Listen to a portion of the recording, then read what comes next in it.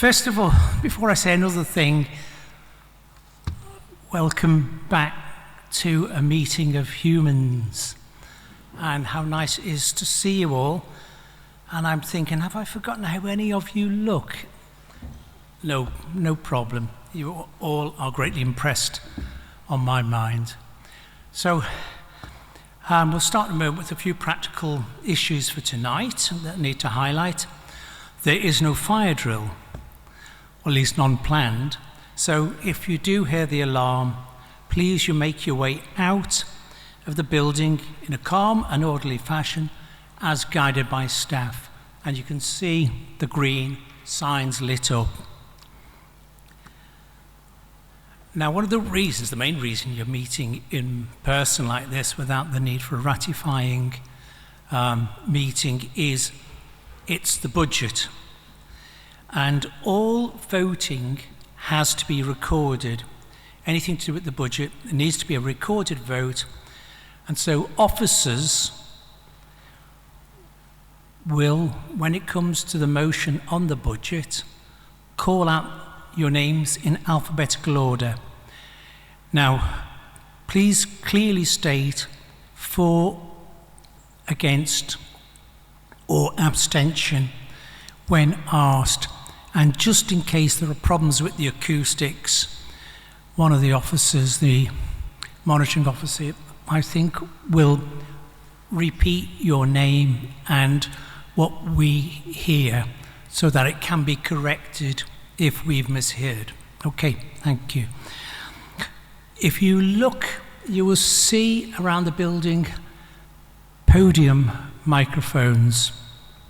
He says looking for them.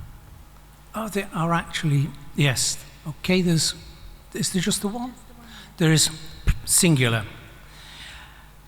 And what's going to happen, what we'd really like to do and be greatly helpful to everybody, is use it. Please come to the microphone to speak. For named speakers, I'll be calling you up to speak. For other members who indicate, if you could indicate as normal, and then please queue at the microphone so we have an instant record and assurance that you have not been missed because you will be in that queue, and you will also know immediately that you are in order. So please do that. Now, however, if anyone is not able to use the standing microphone, we do have a roving mic that could be brought to you. Last sort of formal announcement because of money, and I need to advise you, in accordance with Section 106 of the Local Government Act 1992, a councillor is barred from voting on the council's budget if they have an outstanding council debt of over 2 months. If any member is affected by this rule, they must disclose that Section 106 applies and may not vote. Failure to comply is a criminal offence. We have apologies from Councillors Davis, Lubbock, Vaughan, Thomas, Vivian Thomas. Are there any other apologies that have not been named? No. Okay.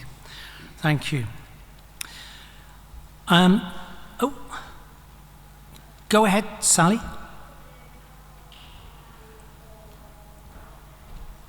I could hear Councillor Manning and Councillor Everett.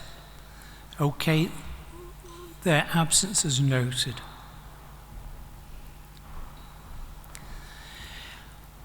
I normally make a couple of announcements about places I've visited, but we've got a lot to get through this evening, so if you're really interested, and you might be, just follow me on Twitter and you'll see where I've been. Obviously, post-Omicron, things are at last picking up a little, but you'll see what I've been involved in if you do go on Twitter. I'd now like to come to a rather sombre moment because I'm going to invite Councillor Waters to say a few words about the sad passing of Bernard Smith, former Lord Mayor and City Councillor. Councillor Waters, would you please speak?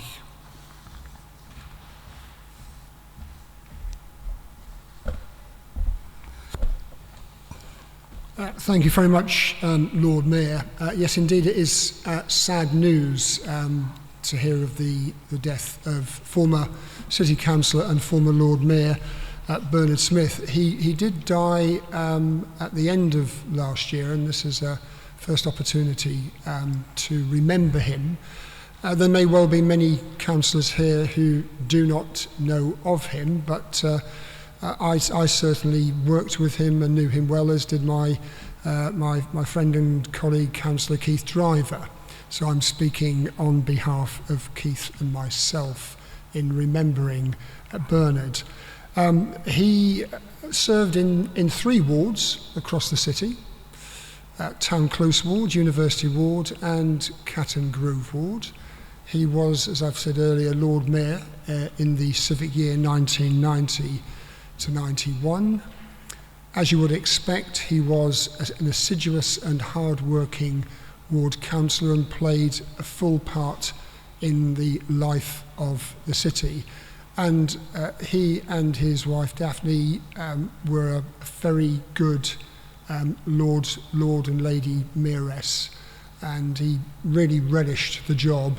And it was at a time when Lord Mayors, I think, did many more civic events, and Bernard certainly used those opportunities to get around the city and get to know people. Widely respected by all political groups on the council, but what we remember him most for is his passion for council housing. And that's a great tradition that goes back to the time when Labour took control of the council in the late 20s and early 1930s and began a sustained programme of council house building, and some of the finest council house building in this country, housing people in decent conditions as something which was central to their well-being. They were affordable houses. They remained so, of course, with our stock. And he would be and was grieved by right to buy, which has diminished the opportunity for people to enjoy the benefits of good public housing. He was the chair of the Housing Committee, and he, at the funeral, which myself and Keith attended, former chair and leader of the council, Janet Sillett, attended, as did Vanessa Morton, who was also a distinguished housing chair.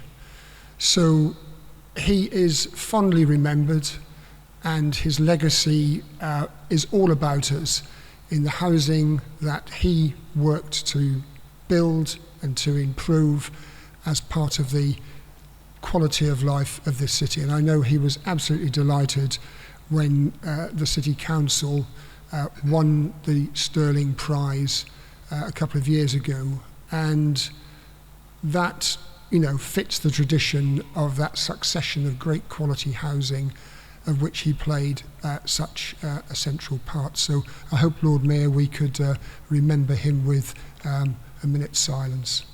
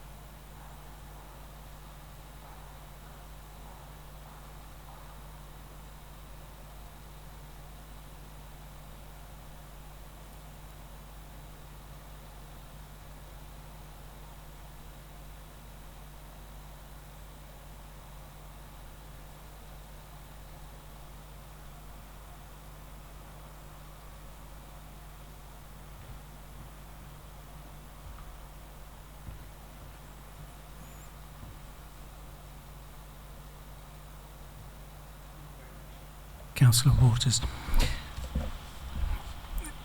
If I could just quickly add my own memory, because it was the last year I was an officer at the City Council, and I did meet Bernie Smith a couple of times, and he was really nice to the staff. So let that be a record. He was a good guy.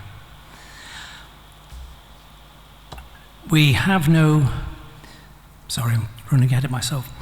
Just getting declarations of interest out the way. I understand that Councillors Kendrick, Waters, Driver, Button, Price, Oliver, Harris, Project Coulton and P have been issued with a dispensation for the Monitoring Office to allow them to take part in the vote and discussion on item 7, the Council's 22-23 budget and medium-term financial strategy. Please could those members raise their hands to indicate that this is the case? Okay, thank you. Are there any other declarations of interest?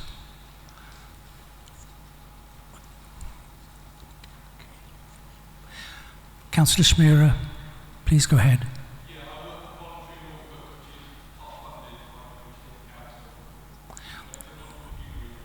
Thank you. Okay. There are no questions from the public, no petitions from the public. Let's go therefore to page 35 on, well, minutes first. Call upon Councillor Waters to move acceptance of the minutes. Thank you, Councillor Waters. I call upon Councillor Galvin to second that. Thank you. Page 35.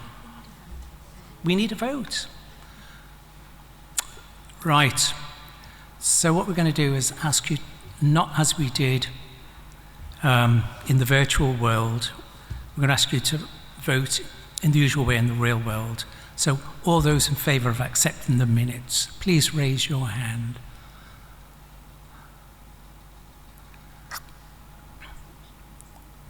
Okay. Please lower your hands. Any abstentions?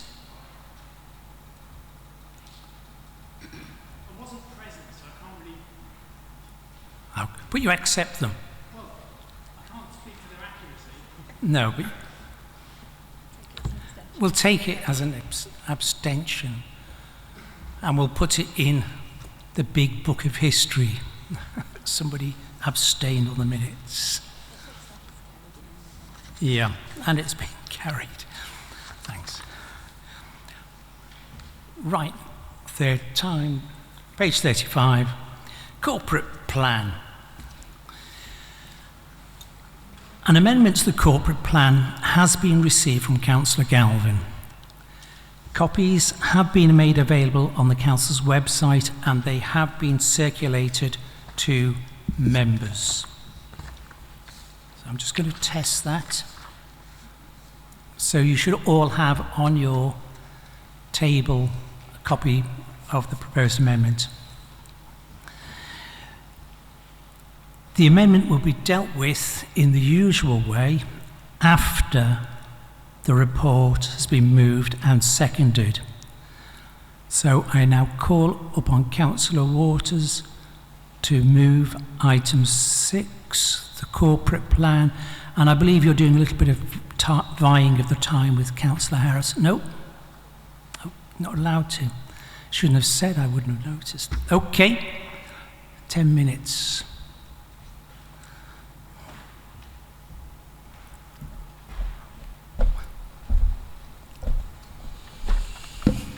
Well, thank you very much, Lord Mayor, and I'm very pleased to move the recommendations to this corporate plan 2022 to 26. Can I first of all, though, thank officers from across the council for the work that's gone into preparing a very accessible and informative document that lays out the pathway through the medium term well into the 2020s.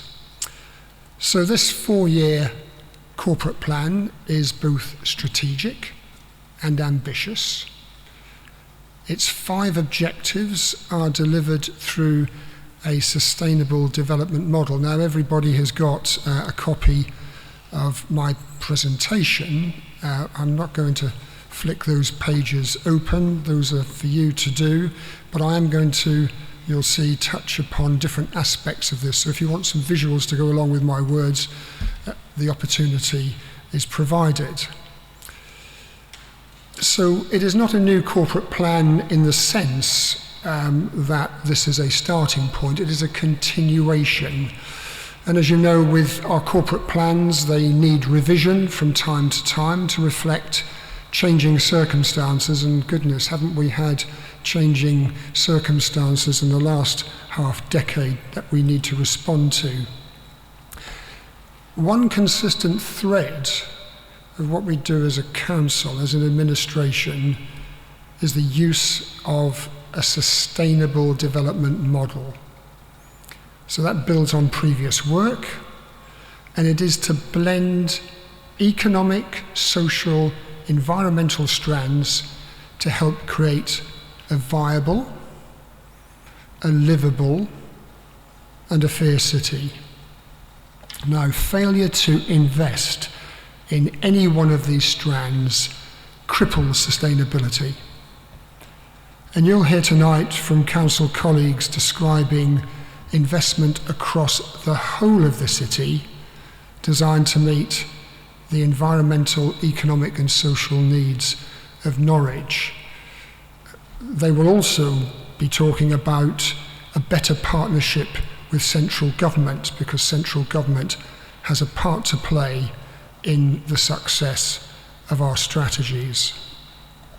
So the Labour administration's 5 objectives in the corporate plan complements and incorporates the 5 themes of the Norwich 2040 vision and COVID recovery group. There are 15 partnerships and groups represented across the City Vision programme and being added to all the time. And I think the most recent has been the successful bid to secure community renewal funding, and it's just the latest example of many imaginative community-based initiatives. And I would add to that, because it sometimes comes up in discussions at cabinet meetings and scrutiny, as well as council meetings, about do we consult enough? Well, I have to say the consultations we have kind of irrigate the streams of work that we are doing as part of our corporate plan ambitions. So, to give you some recent examples, those conversations and consultations range from the biodiversity strategy, the Creative City Compact, the Greater Norwich Local Plan, and indeed the consultation for the budget being presented here tonight. And also for major regeneration projects like Anglia Square and East Norwich that sit along smaller scale community-based consultations like the pop-up shop in Mile Cross. And I've counted, even in a time of COVID, that since 2021 there have been 23 consultations, many of them on issues of major importance. And of course, none of us sitting in this chamber tonight will forget the cycle of annual elections, which is perhaps the biggest consultation of all. So, harnessing all of that energy, all of those insights, all of those partnerships, and we are extraordinarily grateful to our residents who take part in community-based activity and our partners and stakeholders who have joined us to build that sustainable city. It gives us the way in which we can find citywide solutions and opportunities to the challenges we face at a time of great uncertainty. And COVID has highlighted and exacerbated entrenched inequalities in our city. And it's been compounded, as we all know, by a decade of austerity, which continues and must be held responsible for the worst crisis in the living standards in the last 30 years. Now, our response is to help people financially, provide advice, provide a measure of social security as our resources allow. But it is also about building a sustainable, decent standard of living for everyone. So examples, which again will be referred to this evening, the Towns Deal, which is about homes and jobs and skills and reducing carbon emissions, the Norwich Climate Commission, net zero carbon emissions by 2045, the Norwich Good Economy Commission, reporting back in June with the building blocks that will help to design an economy that works for everyone, and the Living Wage City, working with the Living Wage Foundation to make the real living wage the basis upon which the true cost of living is assessed, the benchmark for all employment and pay across the city. And last but not least in this small group of examples, the Norwich Creative Compact, a 5-year plan to support growth in arts and culture and heritage, which is both vital to the character of the city, opportunities for new and young creatives, as well as the well-being of its residents. So none of us doubt the challenge that we face. There is an anti-democratic sentiment that animates the current government, one that listens more to ultra-wealthy advisory board of Tory donors that fill the coffers of the Conservative Party than to local councils like Norwich, who have played and continue to play a vital role in supporting people through the worst of COVID and setting out ambitious plans for recovery. So however difficult the obstacles ahead of us, we have a record with our partners of solid achievement and ambition. And as I said in my introduction to the new corporate plan, and I quote, we are demonstrating how a strong democratic council, working collaboratively across Norwich, can deliver the policies and resources that all its citizens need to live a good life within a framework of a strong, creative, vibrant and sustainable city. Thank you, Lord Mayor. Thank you, Councillor Waters. I now call upon Councillor Harris to second the item.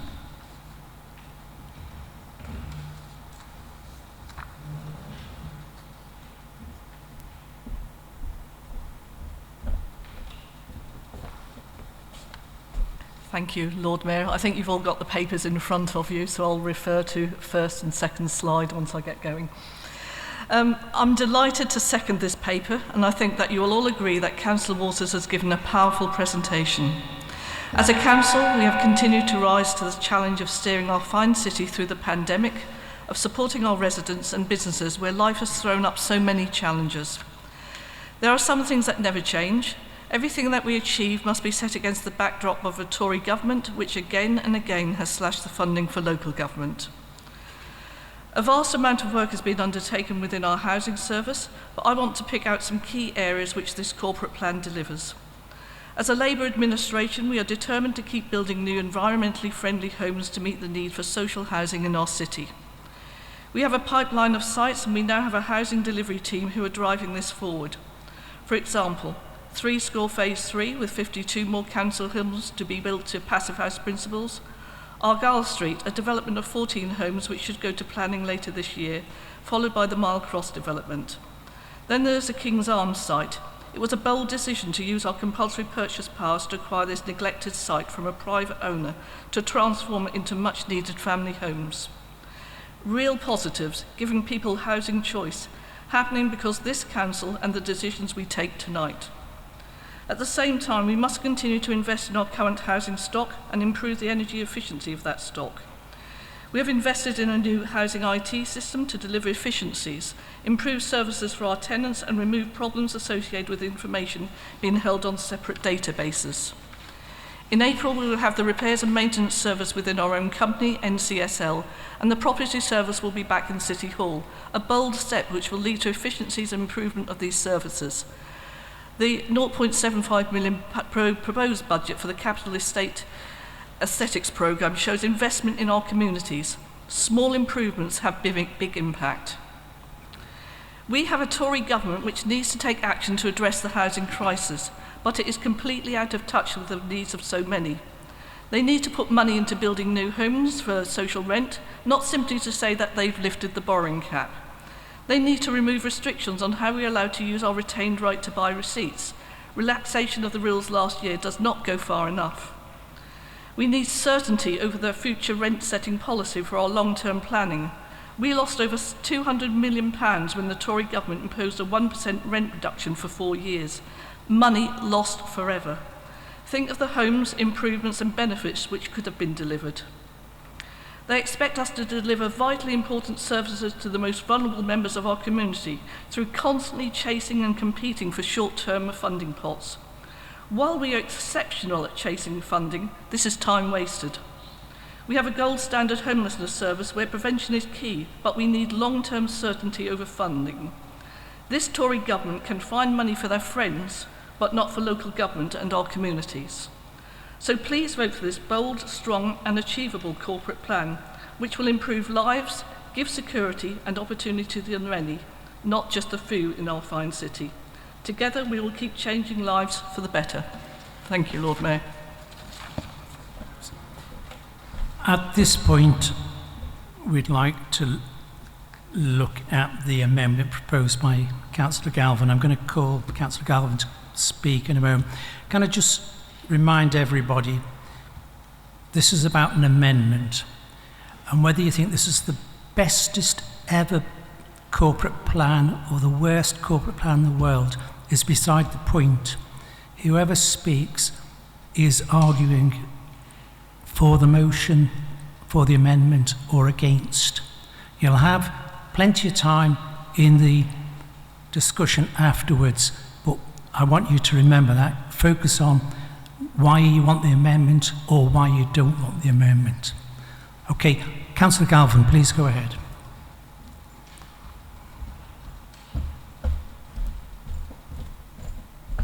Thank you very much, Lord Mayor. So the amendment is to add the words "and provide energy efficiency." It's on your tables. We've been waiting for years for the council to implement plans to retrofit council housing. Currently, we are retrofitting as many houses that we can with the extremely limited government funding available. But that is a few dozen every year when we need to be retrofitting thousands. The Climate Change Committee says that we need to retrofit virtually every house up to 2050 if we're to meet climate targets. In other words, we have to retrofit 2 houses every single minute for the next 30 years. Clearly, there's a lot more work to do. And yet, retrofitting is barely featured in the council's corporate plan. It's a severe oversight that this was not in the plan. And this issue is becoming even more urgent as thousands of households are facing fuel poverty due to energy bill rises. Last year, Green councillors put a motion calling for the council to establish a retrofit strategy for its housing stock. This would look at the need, costs, alternative sources of funding, supply chains and public engagement. That work is underway, but has not been fast enough to meet the challenges that residents are facing. We hope that the Labour Group will accept this amendment, which is put in the spirit of improving the corporate plan and the sustainability of the corporate plan, which, as Alan says, is so important. This city has a really proud tradition of great quality council housing. Let's live up to it. Thank you very much, Councillor Galvin. Councillor Osborne, I call upon you to second the motion, or the amendment.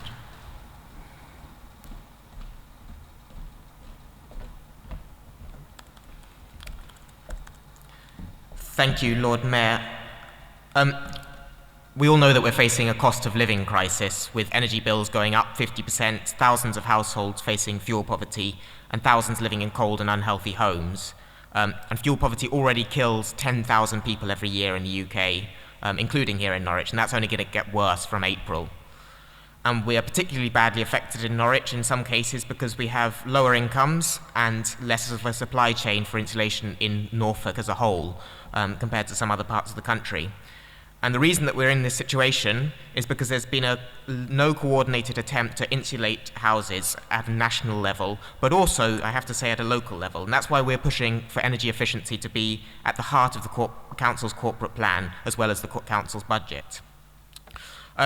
We are seeing repeated failures to take the issue of retrofitting housing seriously from the government. Their Green Homes grant was an absolute failure, and the heat and building strategy offers only a fraction of the money needed to meet the government's own targets. but also at a local level, there's not been the coordination that we need to make sure that we are retrofitting houses at scale. As Lucy highlighted, the number of houses that needs to be retrofitted is immense. And what we want to see Norwich City Council doing is following the Lewis model, which is being piloted by Green councillors at Lewis District Council, which involves pooling housing budget resources with other district, unitary and county authorities to create a kind of mega fund for investing in retrofitting social housing. So in Lewis, they've been working together with five or six other district councils to create a £1 billion pot of money that's going to go to retrofit 44,000 social houses in the next few years. And that's the scale of ambition that we need to be looking at here in Norwich. Lewis is also establishing a retrofit task force comprising local authorities, higher education and further education colleges, skills training institutions, and the renewable energy and construction industries to skill up a dedicated and well-paid workforce to create a local supply chain. And without that workforce, which is one of the key missing links currently, we will be unable to carry out the retrofitting work that's needed. And so we need to be prioritising that. And all of that should be at the heart of the Council's corporate plan, and that's why we want this to be recognised in the corporate plan. So just to summarise, there's a massive opportunity here as well to improve the quality of life for Norwich residents, bring down the cost of living, which is such an important issue now, and to create a greener economy to respond to climate change. So I hope that this amendment will be accepted. Thank you, Councillor Osborne.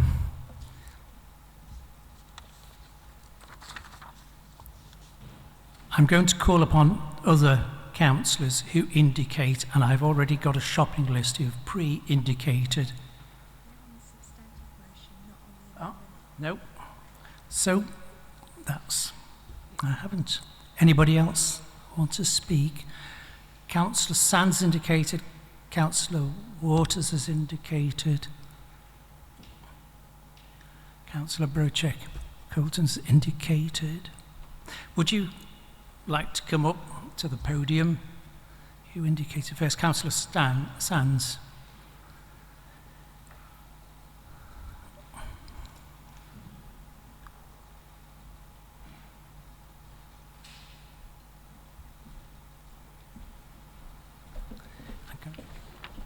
Thank you, Lord Mayor.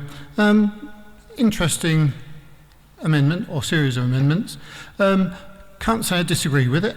It's very kind of Councillor Galvin to outline in her amendment everything that City Council is already doing or achieving.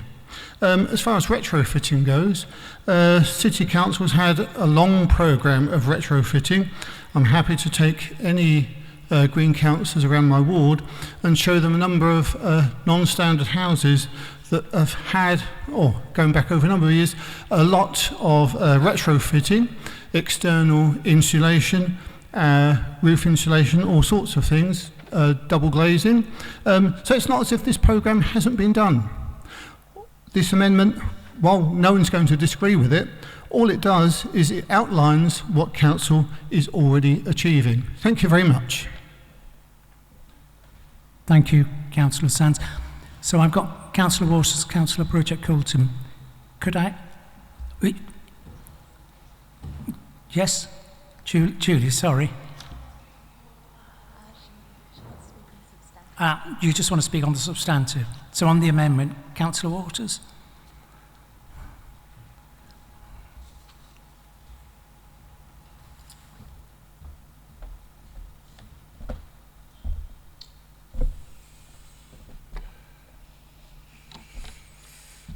The grass is always greener somewhere else. We're prepared to support this amendment because, as Councillor Sands quite rightly remarked, we are doing this work and we're doing it in an ambitious and coordinated way. So on my slide set, on the last page of that slide set, which looks at the need for social, environmental and economic investment, at the bottom, under environmental, you'll see that there's 3.1 million funding to retrofit 200 private sector homes next year, plus 1.2 million funding to retrofit 45 of our own least energy efficient homes, and over 1,500 homes have already benefited from our Cosy City scheme. And there is a report, I believe, coming to Cabinet tomorrow in the same vein.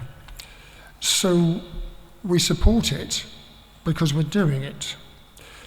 But what surprises me a little bit is that given as both the mover and seconder of this amendment have made clear, are the shortcomings of government. And it's government that have the resources to drive this, as it were, at a national and, using that word, industrial scale, working in partnership with local government. Now, the authority quoted has clearly made a priority. But what gives? And what I would have liked to have seen, given that we've had comments about retrofitting from our colleagues in the Green Group over a number of months, I believe it's a bit of a national mantra, important as it is a budget amendment, which would lay out, and because our budgets are very well written and the housing budget is very clear, is to say, well, if this is a priority of great urgency, and we agree that it is, what would you like to see? Which areas of the housing budget would you like reorientated to a programme of the scale and ambition that you describe? And I'm disappointed that that's not provided, because I think that would then provide us with a very interesting debate about what things we wouldn't be doing, what other priorities would have to take a back seat, what bathrooms and kitchens and repair of our housing stock would have to be foregone. Now, that would be a substantive debate. And so I'm disappointed that that opportunity was not taken. But we will support this amendment because we're proud of the work that we're doing and the ambition that we have to continue that work and put significant momentum behind it as a priority. Thank you very much, Councillor Waters. Are there any other members who wish to speak at this point on the amendment? Councillor Hampton, please go ahead.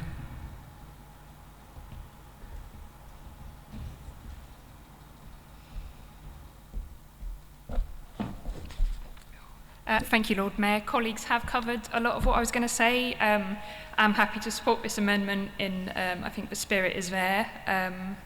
We are already looking at ways that we can retrofit, and we're delivering on that. And I want to thank the environmental strategy team and other officers across the council and in housing who have been doing that work and have put in for a number of successful funding bids to allow us to carry out measures wherever we can.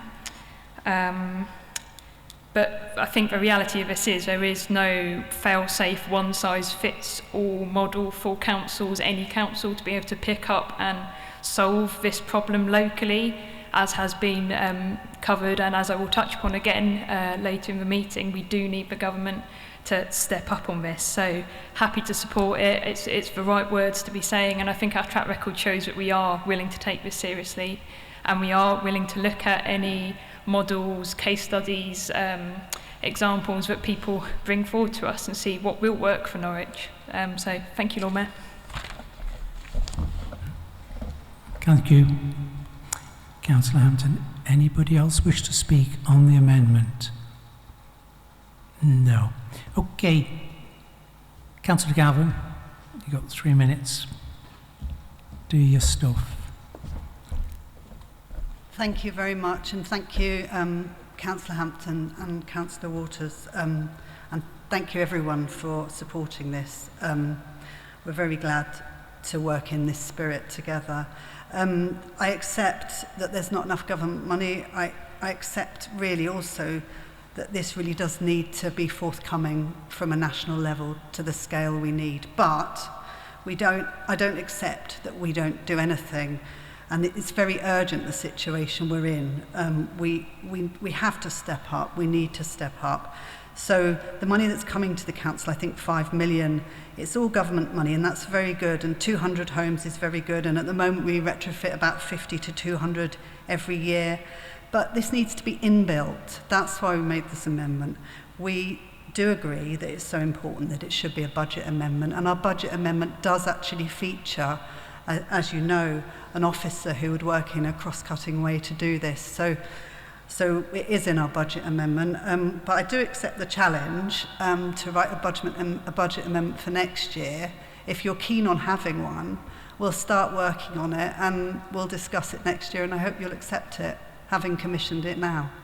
Thanks. Thank you very much, Councillor Galvin.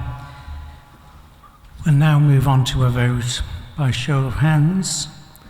All those who are in favour of the amendment.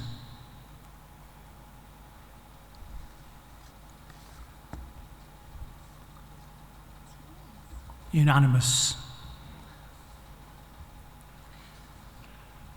So we're back to the amended motion. We've already had speakers for and seconder for, so I'd now like to invite group spokespersons. Councillor Galvin, you've got 5 minutes. Please go ahead.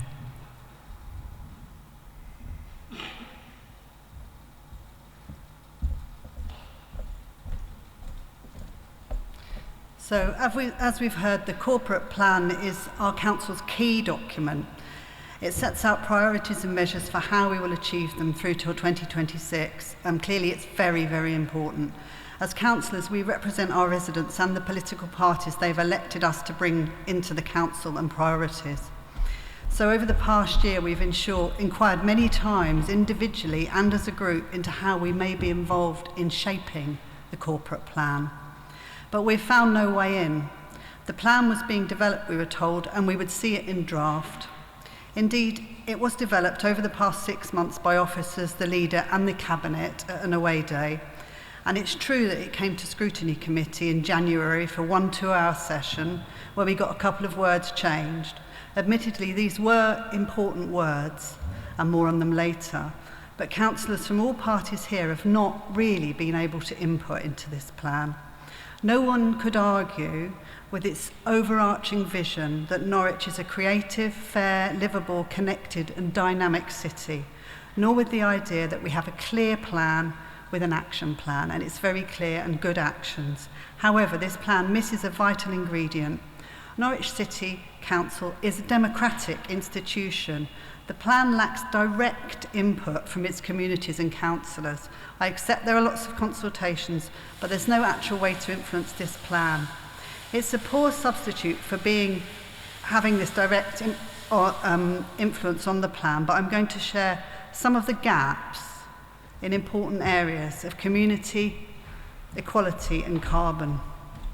If you're going to consult on everything else, then why not your most important plan? So I'll share these here. Firstly, communities. As one actual Labour councillor said in scrutiny, the plan needs to be innovative. And to be innovative, it needs to be about people as well as things. We'd like to see way more influence of community in this plan. For example, there needs to be more of an acknowledgement of the interlinkage of housing provision, estate aesthetics and antisocial behaviour. This is something that residents have told us time and time again. We're aware that there are plans to develop a community safety strategy, but this seems to have been the case for several years now. In terms of community engagement, an important issue is simplifying the process for getting involved. For instance, how do people help look after council land? Like the one small neglected flower bed in Distillery Square that's now been waiting 6 months since residents offered to weed and plant it up. Waiting for permission, that is. One of the few changes we were able to make to the plan at scrutiny was one of the words I referred to earlier. In Aim 1, we changed from listen to communities and use their views in our decision making to listen to communities and use their views in decision making.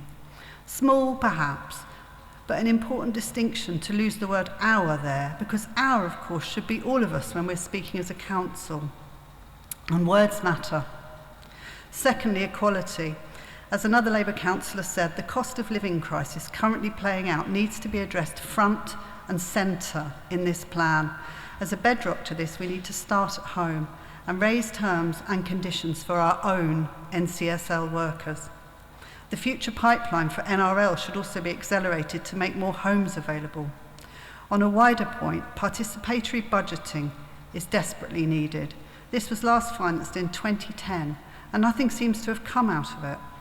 Procurement and investment strategies should have an explicit consideration of ethical and environmental co-benefits, which brings us to the last area, carbon. We are in a period of transition, and it is an urgent transition.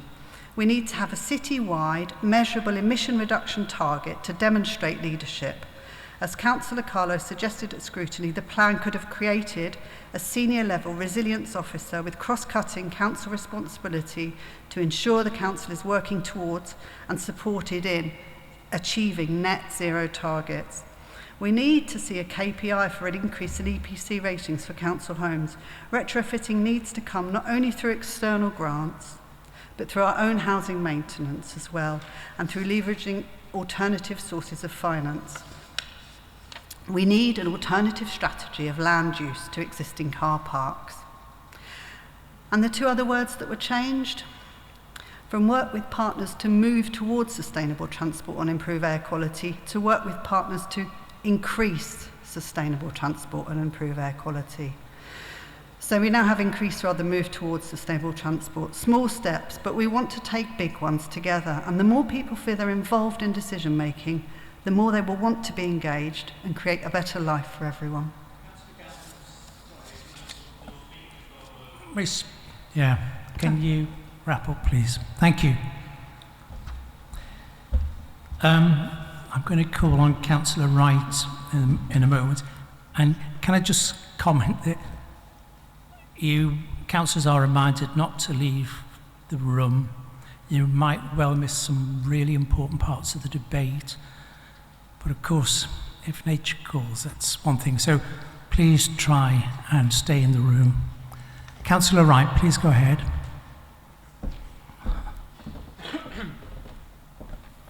Thank you, Lord Mayor.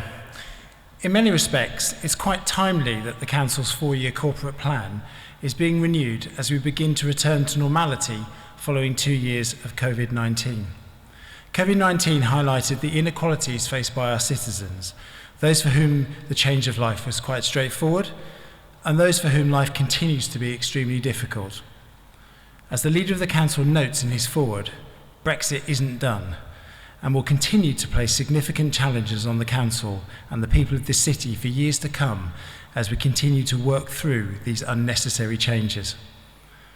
Although Budget Council is the key set-piece event for the approval of this plan, adopting a glass-half-full approach, I would like to offer my thanks to members of the Scrutiny Committee who, a few weeks ago, engaged in a constructive process of seeking to tweak the draft plan to form the document we are discussing tonight.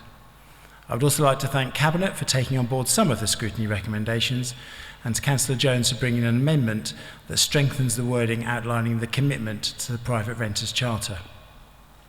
Scrutiny will continue to play its part in ensuring that appropriate challenge exists to help the Council deliver this corporate plan, and I do recognise that there are some very real challenges ahead. The key performance indicator targets dotted throughout the report give an objective way for us to all assess that the Council is on track on delivering against these objectives. Thank you. Thank you, Councillor Wright. So now we go on to the list, and I'm going to call you in that order, and it would be helpful to everyone and speed up the process if you were actually to queue up there. So, Councillor Jones, Councillor Stannard. Now, as I remind you, if you can't go up there, then let us know. Councillor Packer. Councillor Huntley. Councillor Hampton. Councillor Oliver, Councillor Carlo, and Councillor Bridget Coulton, who made it known just before. When you're ready. Thank you. So if the Prime Minister's to be believed, we are after 2 very long, difficult years emerging into a post-pandemic world. Never has it been so important what we as a City Council can offer to our residents. Lord Mayor, I'd like to highlight some key areas where we as a City Council strive to ensure the protection and rights of our residents. Whilst not immediately visible to many yet, over the last year we've undertaken a peer review of the regulatory services. As a consequence of working to ensure they deliver the highest quality of service to this city. Be it taxi licensing, the late night economy or food safety, we must never be complacent and look to safeguard our residents at every opportunity. Lord Mayor, I'm particularly proud of the recent joint initiative with the police and neighbouring licensing authorities that saw spot checks on private hire vehicles, picking up vehicle defects and providing opportunity to educate drivers, and I look forward to many more proactive measures to come. Within regulatory services, I am proud that we have and will continue to build on the excellent work of the private sector housing team. Over the last few years, they've set an amazing standard with their work on St Faith's Lane Apartments case, with a case in the Royal Courts of Justice and followed up by further successful prosecution. It's clear that Norwich is now not a comfortable place to be a rogue landlord, and we will continue to strive to remove others who are so careless about the safety of our residents from our fine city. Whilst COVID led to a pause of much of our work, as with so many other things, I'm pleased to say we're now back in a position where we're moving forward with enforcement action and using our powers to a fullest extent to hold landlords to account. This has been accompanied by a review of an Hmo licensing policy, which includes a move to 5-year licensing. I'm keen every HMO is inspected prior to the issuing of a full licence, ensuring the safety of the tenants. Lord Mayor, you only have to note the significant investment that will be mentioned in the budget we bring forward later to understand the importance we place on our responsibility to those living in the private rented accommodation. With almost a quarter of our residents living in the private rented sector, coupled with the horrendous energy price rise to come, our work to enforce standards such as tackling excess cold can never be more important. The supply of private rented accommodation in the city is struggling to meet demand, and this leaves little incentive to landlords to address improvements that will reduce rising fuel poverty in the sector through improved insulation and other strategies. But there is only so much we can achieve without meaningful action at a national level. If we had a government that had not sided with landlords over tenants, they would have published the review of Section 21 and abolished no-fault evictions. If they gave us the powers to implement additional and selective licensing without interference of the Secretary of State, there would be so much more we could achieve. We have the ambition, we just need the legislation. But Lord Mayor, improving the private rented sector and protecting the rights of tenants is and continues to be one of this Council's highest priorities. Councillor Jones, I wonder if you close up, please. These are just 2 areas of my portfolio I wanted to raise tonight. All this work is crucial, and all of it makes a very real difference to the citizens of our city. Thank you. Thank you very much. Councillor Stannard, thank you. Thank you, Lord Mayor. For those of you who are following the slides, this is my first slide, and I want colleagues to draw to your attention the very significant investments that we're making in the city in the years 2021-22 and 2022-23. These investments span the full range of the Council's activities, from housing through public realm to parks and outdoor spaces. The Council is ensuring investment to improve the city's infrastructure and to improve the quality of life of its residents. In 2021 to 22, we've seen major investments in housing across the city, including for the HRA, through registered providers, and also through Norwich Regeneration Limited, for private sale, creating an income source for the Council. This has included important provision for rough sleepers and travellers. We brought a long-standing site back into use as social housing, and we plan more of this. We've invested in master planning for East Norwich and in fantastic public realm improvements on London Street and at Tombland. We've invested in improving important city assets such as the halls where we are now. And we've invested in accessible tennis courts, parks and play areas. Next slide for those who are following it. That was my Chris Whitty impersonation, by the way. For 2022-23, we have further plans for social housing in Argyle Street and Mile Cross. We have more planned private housing via NRL, and we plan more provision for rough sleepers. We will continue to invest in the halls, and there will be further much-needed public realm improvements at Hay Hill. There will also be significant investment in the city's tennis courts, other sports facilities and play areas. There will also be major investments in cycling, walking and mobility hubs, including at Ipswich Road, St Stephen's Street, the Norwich Lanes and at Riverside Walk. And in both years there will be investment to support business and economic growth. So on my third slide, colleagues, these are the major investments in our city, which the City Council is actively leading or supporting, that will improve quality of life and sustainable growth. This is an important commitment, growth that does not compromise the future, and I've mentioned there a couple of definitions. But there are major challenges to our ability to plan and manage growth, development and the economic well-being of the city. Uncertainty surrounds the government's plans for what they euphemistically call reform of the planning system, and the ongoing possibility of a significant relaxation of local planning controls as a major threat to our ability to act in the best interest of the city. We're not taking this lying down and, for example, are actively seeking an Article 4 direction to protect office space in the city and to seek to prevent its conversion into a substandard residential economy. It's a measure of the economic Councillor success Stannard, just close down, please. And vibrancy of the city that we have two major regenerative investments at East Norwich and Anglia Square. And then the final slide, there are some significant asks of central government. One is to quit their ideological obsession with leaving planning to the irrationalities of the market, and the other is to tell us where we stand in terms of housing reform, planning reform. Thank you. Thank you very much, Councillor Stannard. Councillor Packer. Thank you, Lord Mayor. The last year has demonstrated that this Labour-led Council's commitment to protecting, enhancing and investing in our parks and open spaces has continued at pace. We've undertaken significant capital investment of £1.3 million to our spaces across the city to make them even more accessible for all of our residents. We've worked closely with a significant number of community groups and have benefited greatly from the vast amount of time that our residents have voluntarily given to working with us. We've been working to remove the use of pesticides within our city, and we have continued to improve the biodiversity through planting thousands of trees. Winning 3 green flags for Waterloo Park, Eaton Park and Mousehole Heath was recognition for the significant work undertaken by this council working with our partners and residents. However, we know there's always more to do. This corporate plan builds upon the excellent work which is already being undertaken. It will lead to increased working with our partners and community, the protection of our parks and open spaces, and the enhancement of the city's biodiversity. I'm proud of our achievements, and I would like to thank officers and our residents for their efforts and commitment. I look forward to what we can and will achieve this coming year. Finally, this Tory government must play its role responsibly.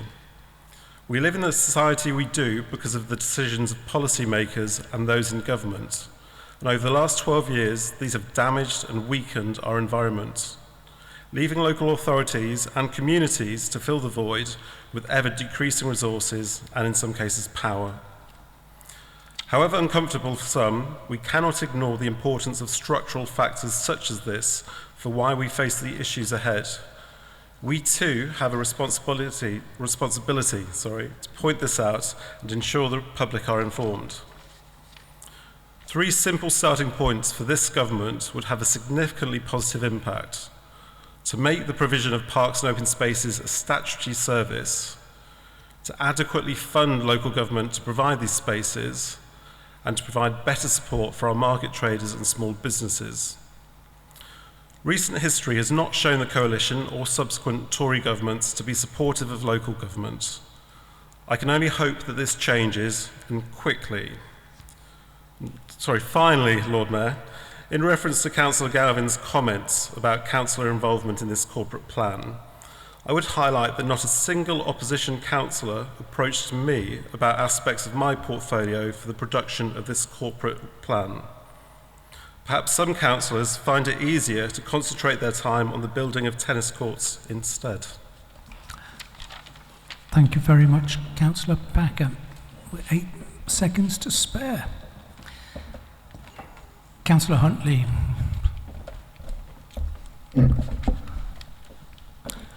Go ahead. Thank you, Lord Mayor. I'm happy to speak on this area of the corporate plan whilst Councillor Davis is away. I know all colleagues here will wish her well. I'd encourage everyone to consult the printed pack to see the work Councillor Davis has put into delivering practical, positive and powerful differences in terms of promoting social justice. Lord Mayor, the historically minded might recall that one of the problems the welfare state sought to remedy was want. It's an indictment of over a decade of Tory rule that the gulf of financial inequality in the UK is now greater than it was in the 1960s and 70s. People are still demeaned by poverty, faced with stark choices between eating or heating. The Tory commitment to energy supply being for the benefit of private companies and shareholders has now made a warm home a luxury for those able to afford it. Norwich is different and proud of it. Its radical tradition saw us welcome the strangers in the 16th century and later develop an activist council in the early 20th century, putting in place the building blocks of the social infrastructure from which we benefit today. This Labour administration has a proud record of working hard to make Norwich a socially inclusive place to live. In the face of a Tory government that always treats the less well off with punitive measures and barely concealed disdain, Norwich puts in place practical initiatives and actions to support precisely such people. The flagship of this is the 100% council tax reduction scheme. I'm grateful that this is unanimously supported, and it's powerful to see councillors from all parties here maintaining Norwich's commitment to protecting our most vulnerable residents. The consensus shared here does not extend to the Tory-controlled Norfolk County Council, whose input into the consultation process recommended a reduction of only 75%. The reality of paying for that for some would mean no money left for food or heating. This Labour administration takes a joined-up approach to supporting people experiencing hardships. This ranges from offering free independent advice on debt and welfare to practical approaches such as supporting the opening of a social supermarket in Hall Road. The work we do to build council homes breaks the link between poor pay and poor housing. This, along with our social inclusion strategy and measures to help those who are Councillor homeless. Huntley, can you begin to wrap up, please?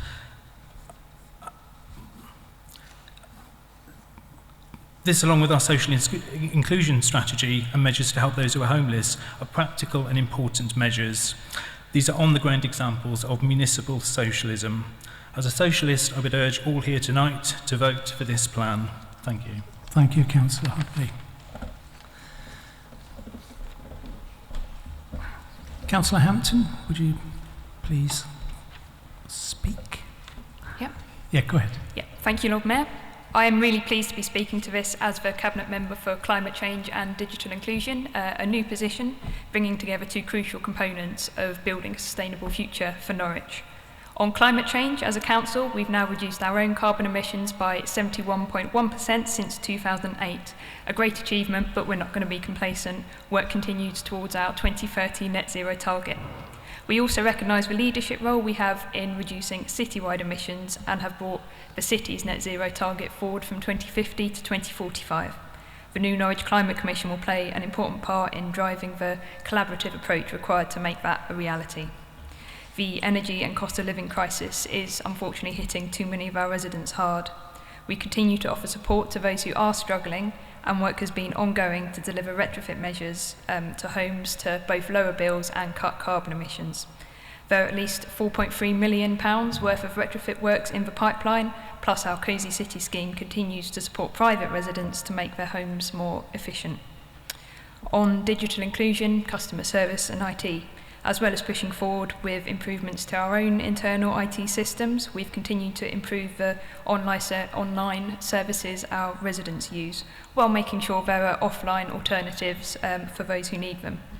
We've continued our work with partners to run drop-ins and support people to overcome whatever digital barriers they face. And we also lead on a number of projects to explore innovative, practical ways of overcoming digital barriers. For example, we've invested in repurposing old council devices and devices donated by businesses so they can be used again in the community. And another example would be our work with the Good Economy Commission to launch the Emergency Data Bank. As for government asks, and starting with climate change, we've had the discussion here already, so I won't go into it in too much detail, but I really want to reiterate the need for the government to recognise the scale of the retrofit crisis and step up to that challenge. We need a fully funded national retrofit strategy. We also desperately need short-term fixes to the current energy and cost of living crisis. That means scrapping the planned national insurance rise, removing VAT on energy bills for a year, expanding the warm homes discount, and introducing a windfall tax on oil and gas companies. On digital inclusion, I certainly don't have time to go into the many root inequalities that need to be addressed to get to the heart of this, but one tangible ask is for further investment in broadband and mobile connectivity. There are still residents and businesses within our city who are being held back because of this. I will leave it there. Thank you, Lord Mayor. Thank you, Councillor Hampton. And you've saved 10 seconds, so well done. Councillor Oliver. Thank you, Lord Mayor. A few highlights from my portfolio of environmental services, starting with waste strategy. You'll see from the slides, during the forthcoming year, the Council is going to be launching a new waste strategy, which will be transformative, so that we'll be amongst the best in the country. Currently, we collect the greatest variety of recycling on the doorstep in the county, and our rate currently stands at just over 40%, but by 2035, the UK target will be 65%. The new strategy will help us to achieve that with no problem. We've got new recycling centres serving Norwich North and a separate one for Norwich South, which collect approximately 60% of our total recycler. Norwich North has got a reuse shop on site, and there'll be also one opening at the Harford Bridge Norwich South site shortly. We're in positive negotiations with Biffa, who collect all of our residential waste, to extend our current contracts to 2027. That will shape our agreements to best serve the city's needs into the future. So we want value for money and, of course, to minimise our impact on the environment. A scrutiny task and finish group has been convened to drill down into the detail of fly tipping into the city, which I'm sure is going to be raised again during this meeting. We want it to be easy for people to do the right thing. Sometimes it's just positive guidance that's needed, but other times we discover persistent and deliberate fly tipping, and we have powers that we'll be using to issue penalty notices. We've got mobile CCTV we're going to deploy to catch those responsible. And we also need to ask residents to play their part by sharing footage and other evidence using our online Report a Street issue form. So in the context of uncertainty, when central government make pronouncements such as the welcome uptick in compulsory garden waste collection services without any suggestion as to how that's going to be funded initially, I feel that we're doing pretty well. With regard to rough sleeping, we're going to continue to work with our partners to build on the excellent work of the Somewhere Safe to Sleep approach. Since 2017, the Pathways Partnership has brought together multi-agency expertise to help all rough sleepers as individuals. The rough sleep account that I joined in November showed a 50% reduction of people bedding down for the night in the city, although obviously we can't afford to rest on our laurels. The causes of homelessness are not going to disappear anytime soon within the current wider political climate. We have seen creative new schemes, however, taking shape over the city, particularly using the Housing First model. I'd appeal to all members to see the wider picture and to really get behind our work to help people off the street. It's literally a matter of life and death. We must do all we can to encourage people indoors, from backing the initiative of hot meals that we now offer 3 times a day, so there's no need for people to eat outside in the cold anymore, to supporting the planning applications for specialist accommodation for ex-homeless people. Our joined-up strategy and proven success depends on all of us. Finally, I couldn't let my speech go past without mention of Norwich City Services Limited, a company wholly owned by City Council, operating independently but for the benefit of the city. Our valued workers Councillor provide... can you wrap up? About to finish, thank you. Vital frontline services, and despite many challenges during the first year of operation, the company's made excellent progress, including, I'm proud to say, becoming a real living wage employer in its own right. I've highlighted various positive aspects of the portfolio, but it's by no means an exhaustive summary, but serves to demonstrate the importance of your support for the corporate plan and budget. Thank you so much, Lord Mayor. Right, thank you very much. Councillor Carlo, please come forward. Go ahead. Thank you, Lord Mayor, and hello, colleagues. The corporate plan contains a lot of positives. It also contains a lot of promises to prepare or undertake more than 20 strategies and reviews. And so we will not know for some time whether their outcomes will live up to our aspirations. It's important that the administration involves backbench councillors in setting the terms of reference for key reviews, notably for waste and surface car parks. Inviting councillors to comment at the scrutiny stage is too late, as has been the case with the corporate plan. To pick up on climate change, the Leaders Forward and the Chief Executive's introduction to the plan recognise the climate emergency, but the plan doesn't fully reflect the urgency. Scientists warn us that we must halve our carbon emissions by 2030 to stay within the 1.5 limit. But the plan doesn't take us far enough along this pathway, even though a warming climate will affect every aspect of our lives. Climate change should be a major cross-cutting theme in the 4-year plan, with the aims, actions and indicators all aligned with the purpose of cutting Norwich's emissions overall. Instead, climate change in the 2040 vision and corporate plan has been pigeonholed under environment and quality of life.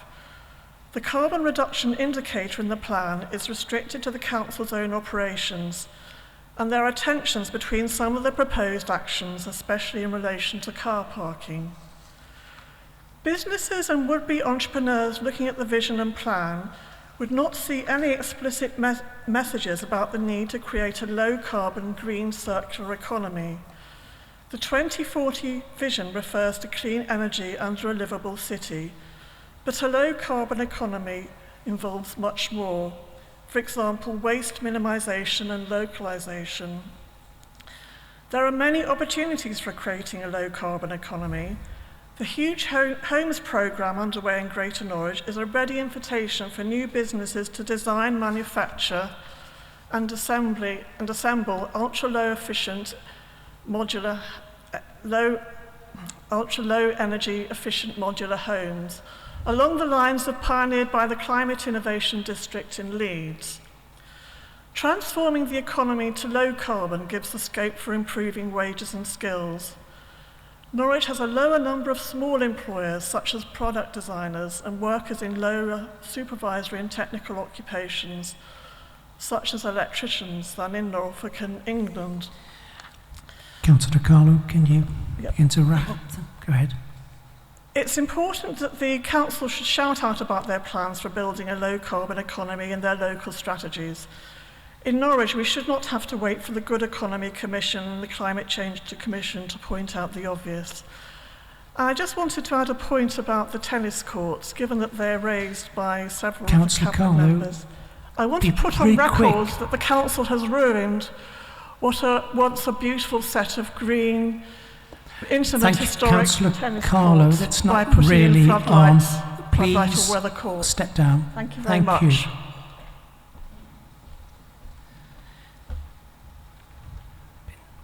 So, Councillor Bocek-Colton, please go ahead.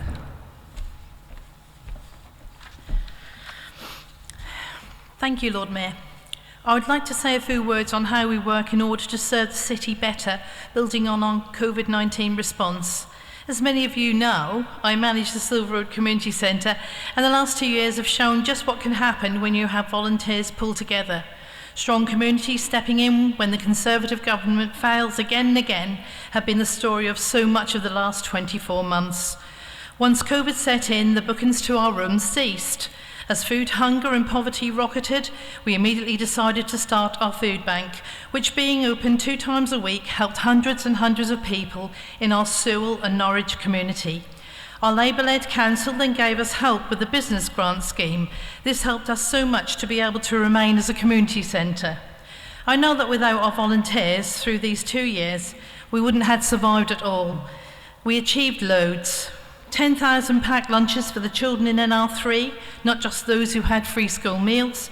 2 Christmas sessions of delivering 100 Christmas dinners before Christmas Day. 2 Christmas sessions of delivering 100 Christmas hampers to people in need in NR3. Holding our food bank since October 2020, which has served on a Thursday and a Saturday morning close to 480 residents, and they're telling us now that due to the financial restraints they are under, they can only heat or eat. A shocking statement and damning fact when you consider that we are one of the richest countries in the world.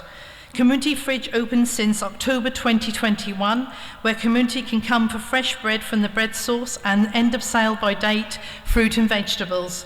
Free recycled uniforms for the schools in Sewell, helping any parents that need help with school uniforms.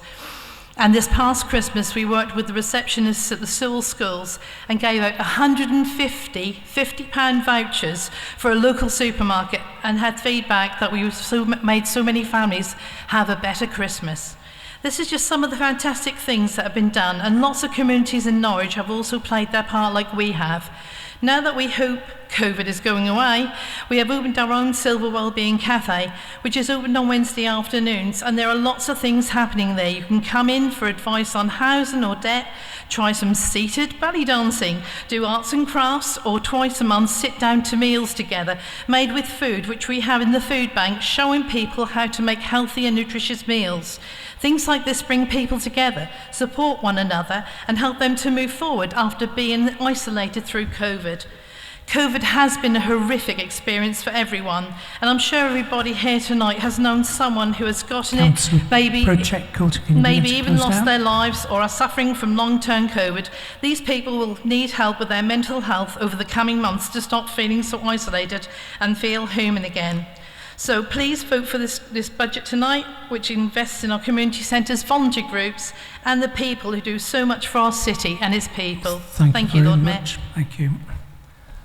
Councillor Maxwell.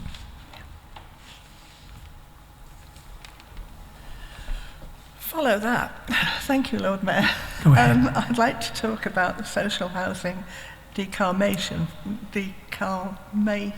fund. I knew I'd have some trouble with that one.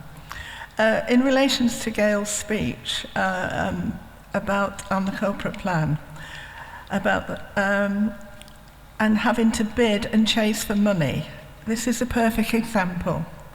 The Department for Business, Energy and Industrial Strategy for Social Housing, I get all the big words.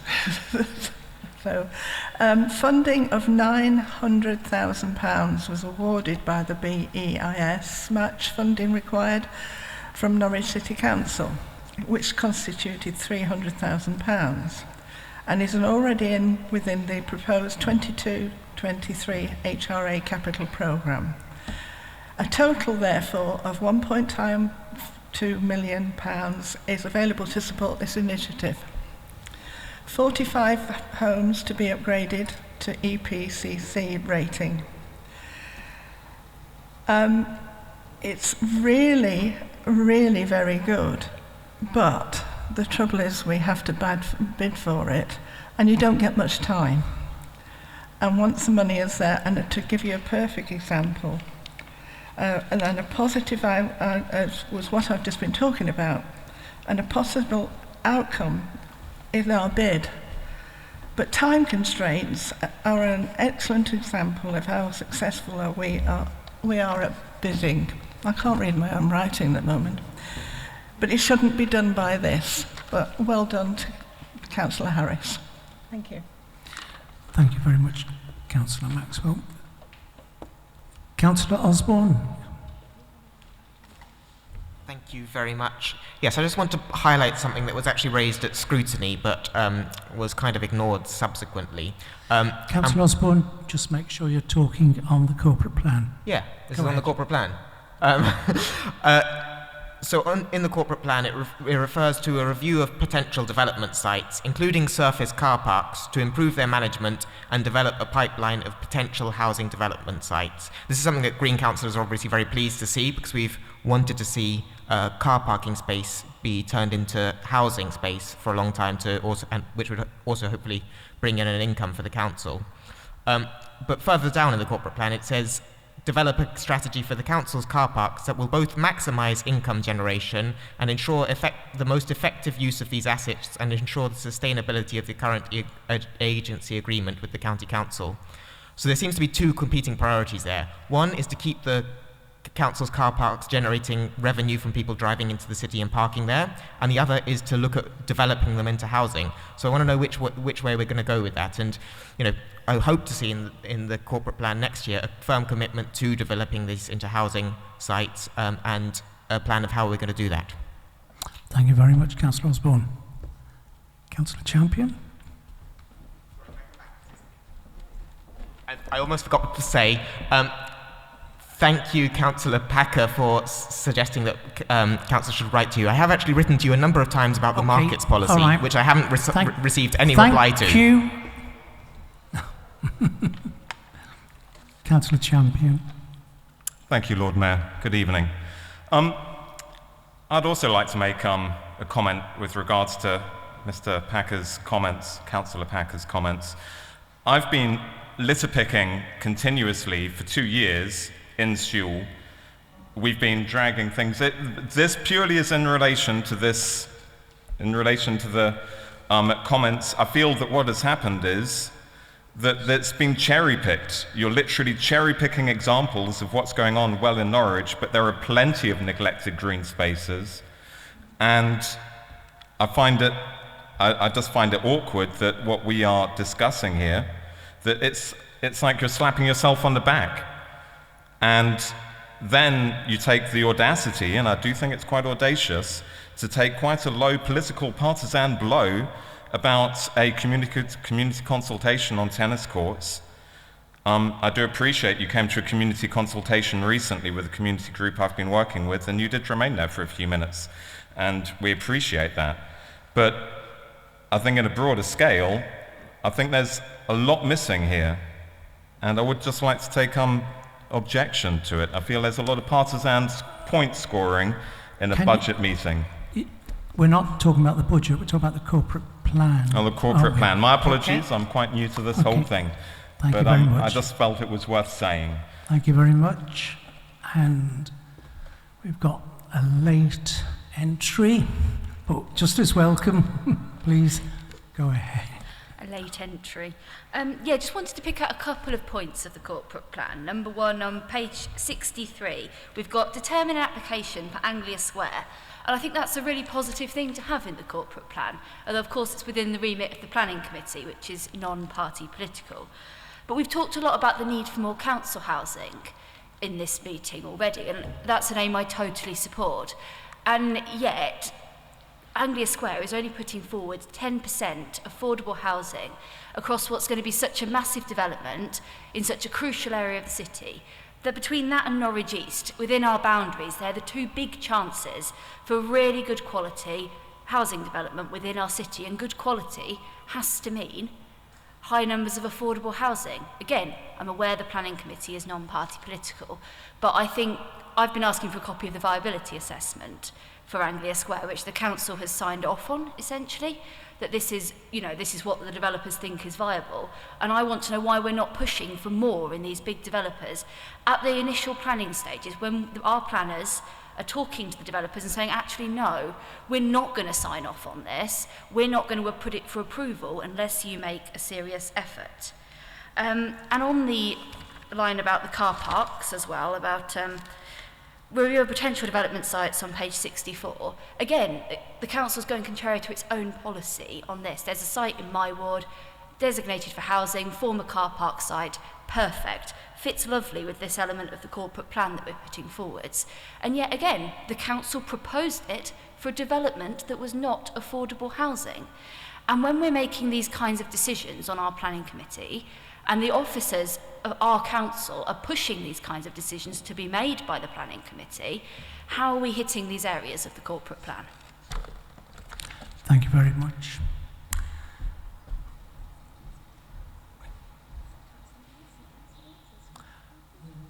Right, so everyone's said their piece, and I'd like to ask Councillor Waters to come and respond in 3 minutes. Good luck.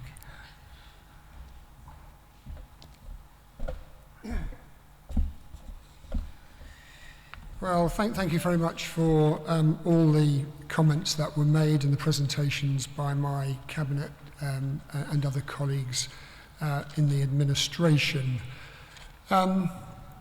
We've had one amendment from the Green Group, which we've dealt with, and no other amendments, and yet we've had some fiery speeches about car parks, about lack of consultation, about Anglia Square, about viability, about litter. And I might have thought that there might have been some more amendments, because on the face of it, it seems to me that you're very supportive of this corporate plan. And one or two people have alluded to the fact that, of course, the objectives of this corporate plan will be monitored through key performance indicators and will be adjusted in the light of circumstances every year or in between. I think we discussed that at the Scrutiny Committee.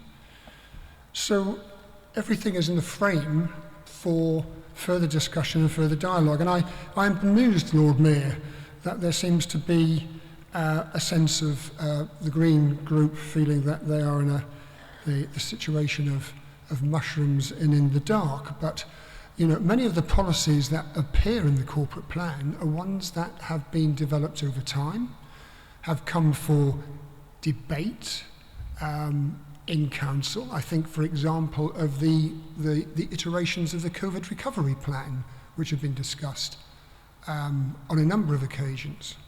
I'm thinking of the diversity and equality plan, where I would imagine there were multiple questions. There were multiple questions by Green colleagues, almost like Katushka rockets. I have a question, Lord Mayor, but I'll ask 5 in one go. So if that's not giving a full earring, I don't know what is. So the interactions between an opposition party and administration party will by necessity be different. But the opportunities of the Green Group, I'm speaking of them in particular, is the fact that we run a council where there are regular briefings provided by officers, updates on budgets, opportunity to put your own budget strategy and your corporate plan recommendations forward. And, you know, you've got shadow portfolio holders. So, you know, in and around the building, there are plenty of opportunities for that democratic engagement. And I think we honour that intent and that spirit. So, frankly, Lord Mayor, I'm hoping for a unanimous vote this evening, given that we've had one small amendment and no other. So I'm looking forward to a consensual vote this evening to drive forward this ambitious agenda for the future. Thank you, Councillor Waters. We will now move to the vote. All those who are in favour of the corporate plan as it is now, please raise your hand.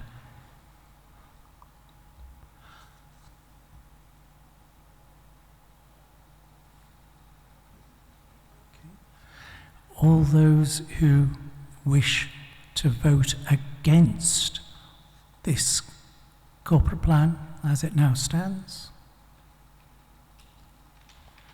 and all those who wish to abstain from this. Thank you.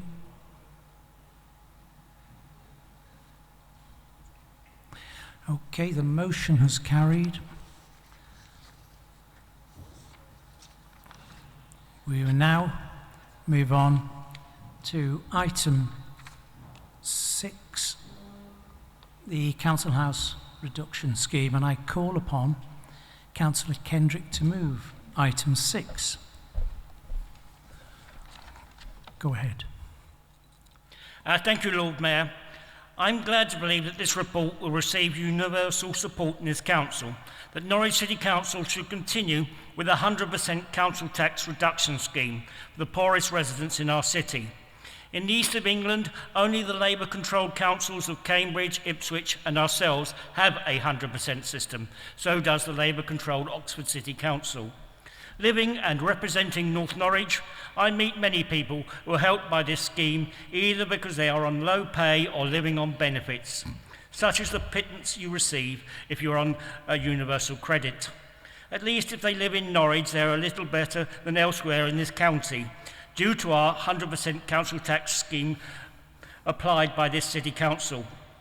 For if you indeed are struggling on benefits or low wages, perhaps in the gig economy, every penny helps. However, if you live in another Norfolk district, whether Conservative or Lib Dem controlled, even the poorest residents have to pay at least part of their council tax, a burden that puts them into even greater poverty. As Councillor Hartley has already stated, the County Treasurer wrote to this council to oppose our scheme. He also suggested that I might attend a meeting with other district council resource leaders to have a similar scheme across Norfolk where everyone would pay at least 25% share of their council tax. Well, I didn't reply. I have told this story before, but it's a powerful one and worthy of being repeated. I know a former workmate of mine, when I was at Bertrand's the book wholesaler, of the same age as myself, who, due to serious heart disease, is no longer able to work and exists, not lives, on universal credit. I say there, but for the grace of God go I. But he, living in Broadland district, has the burden of paying his council tax out of his small income. If he was living in Brighton, which has a Green administration, he wouldn't be much better off, but he would still have to pay part of his council tax. The fact that this city council can show the compassion is due to the sound financial management of this Labour administration. Compassion is only possible with competence, and that is the story behind this entire budget proposals of this administration. The sound use of our limited resources in that way we can continue with a 100% council tax scheme. Therefore, I ask all members of the City Council to support this report. Thank you very much. Thank you very much, Councillor Kendrick. I now call upon Councillor Giles to second this item. Thank you, Lord Mayor. Since the coalition government took the decision to abolish council tax benefit in 2013 for those of working age, most local authorities have been forced to introduce minimum council tax payments for their most financially vulnerable residents. I am proud that this Labour-led administration has retained our 100% council tax reduction scheme. Residents looking for work who are ill or have a disability need support, not additional stress. We know that problem debt can increase the likelihood of financial exclusion, family breakdown, and poor physical and mental health, damaging and in some cases destroying lives and putting further strain on public services later down the line. This authority will not put administration and staff costs into chasing after small sums of money. We know that people in this situation simply do not have the means to pay. This paper sets out how this Labour administration is raising the CTR applicable amount for those on legacy benefits in accordance with CPI, ensuring that claimants do not lose out in real terms due to the government's failure to get inflation under control. We will continue to calculate the income of self-employed UC claimants based on their actual income, not the unfair minimum income floor the government use. We will continue to retain our local discounts for care leavers, single occupants taking in a refugee, and second home discounts for those required to flee their main home due to domestic violence. It was Bevan who said the religion of socialism is the language of priorities. Whereas in Norwich we charge landlords full council tax on empty homes, landlords in Conservative-led Dereham, Thetford and Lowestoft can claim a discount for up to 12 months. The same is sadly true for the new Green Conservative Alliance Council in Lancaster, where they too sadly prioritise council tax relief for landlords. Thankfully in Norwich we still do different. We will prioritise supporting the most vulnerable.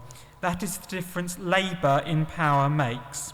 So tonight let us all take pride in supporting this paper wholeheartedly and make a powerful, positive and practical difference to the lives of some of our most poorest residents in our city.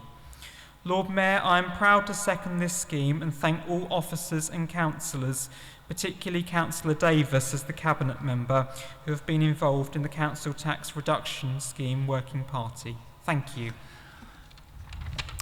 Thank you, Councillor Giles. I'd like to invite group spokespersons. Councillor Graham, would you like to speak?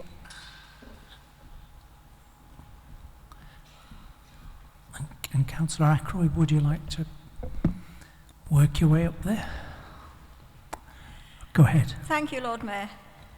Council tax is not quite as unfair as the poll tax it replaced, but being based on 1991 property values rather than on income, it's a very long way from the progressive from each according to their means to each according to their needs that Greens would like to see. Tax isn't punishment, as some would have it. It's participation. It's how we pay for the things we share and support people who need our support. And we will be supporting the council tax reduction. So I'd like to thank officers for finding ways to keep up this level of relief. While many councils are reducing support from 100% downwards, I'm proud that Norwich is maintaining 100% council tax reduction, and that Green-led Lewis has increased it from a maximum of 80% to 100%. And I very much doubt that it was Greens that reduced it in Brighton. We've also raised the applicable amounts in line with inflation, or in plain English, the amount you should be left to live on. And we've taken on the power to reassess someone's entitlement without having to wait for the DWP to investigate fraud. I can see the rationale for that, but if people are overpaid, they ramp up a large debt, and it's better to stop it sooner rather than later. But I am a bit concerned about privacy issues here, and about the impact of being accused of cheating or being insecure about your income. What I'd like to see from raising this issue is that we speed up our ongoing review of the letters we send to residents to make it easier for residents to see what they need to do and for officers to flag up and respond to the vulnerabilities that they may have. This would be in line with the recommendations by scrutiny way back in March 2018, which the Cabinet merely noted. Norwich has done well to continue the 100% reduction for the poorest people, in spite of considerable resource pressures, which we'll hear about when we get to the budget. It has rightly resisted requests from county and police, for whom we also collect council tax, to reduce it to 75%. I'm proud that we're resisting that we will resist placing the additional burden on struggling households, asking the poorest to pay towards their council tax on top of the national insurance increase for working people and the rising cost of living. Shame on those people who've asked us to reduce it. They may believe that the poor will always be with us. Close? Thanks. I'm getting there. Good. But with a little imagination, a well-being economy and well-distributed cash, we could end their poverty and allow all people to flourish. We still have a benefit system which focuses on keeping people out rather than bringing people in, so we would favour a universal income. But the council has two main ways to make a big difference to the gap between incomes and outgoings for Norwich residents. One is CTRS, which we're doing. The other is insulation and retrofitting. One out of two ain't bad. Thank you, 2 out of 2 Graham. is better and within reach. Thank you, Councillor Graham. Councillor Ackroyd, would you like to speak? Thank you, Lord Mayor. Council tax is overdue for replacement with a fairer system of property taxation. But in the meantime, this remains such an important scheme, even more so this year, with cost of living increases already hitting those under greatest financial pressure and more to come. We've had detail in the report and we've heard from councillors tonight, so just a couple of points from me. It was good to be reminded in the minutes of the working group that there are plans to simplify the system and improve the customer journey, especially if it will help where there are unusual or convoluted circumstances which don't fit the norm. From time to time, we are contacted by residents who have issues which it seems difficult to resolve. One such example is in relation to war pensions disregard, and this seems to be dragging on. Another issue which has come to me recently is around backdating, where a resident has died who's been too ill to renew a claim, with charges now being made against their estate. Having said that, this is a brilliant scheme, and I'm very proud to have been a member of the cross-party working group. And as a member of that group, I would like to add my thanks to officers for their hard work, both in producing the report and to Adrian Mills in particular for guiding us through it.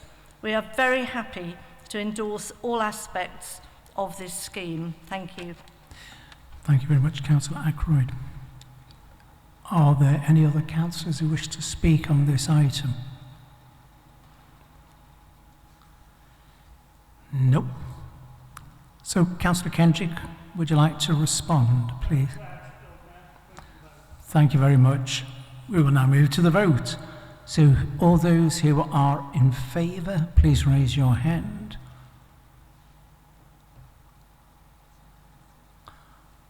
That's unanimous. Thank you very much.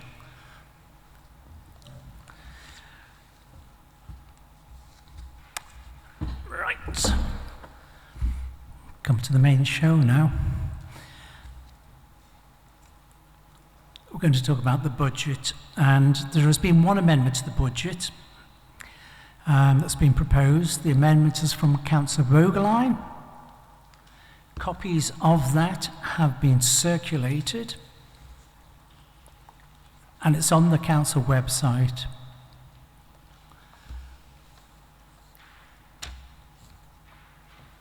So the amendment will be dealt with in the usual way after the budget has been moved and seconded.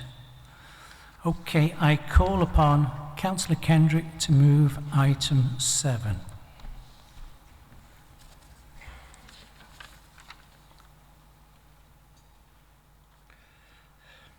When you're ready. Thank you, Lord Mayor. The government's recent finance settlement for local government covers only the coming year, which makes planning for future years very difficult, hardly a way the government should place the important sector of local government. This Tory government claimed at the time it was a real terms increase, but now that we know that inflation will rise in April to 7%, we know it's a real terms reduction. Although the Chancellor has announced a £150 rebate for council tax bills for A to D band households, that is far outweighed by tax rises, higher prices and rocketing energy bills.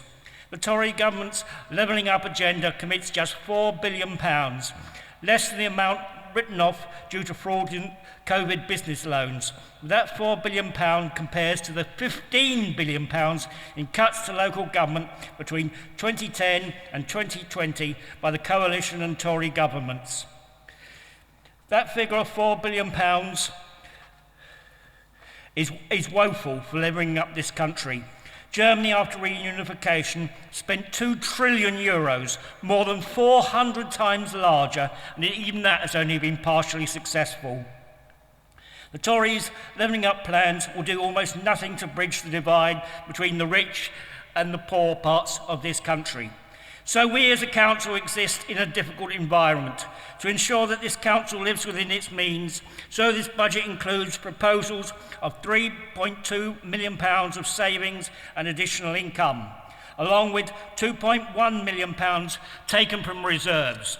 It also proposes that our council tax will rise by 1.99%.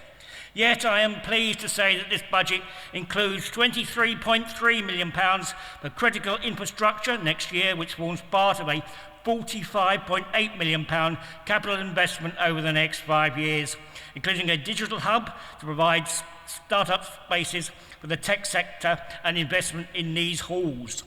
Pressure on this council will only grow in the coming years, and we will need to find £9.95 million of further savings by 26-27. To support this budget, it includes £600,000 contribution to a council business change reserve.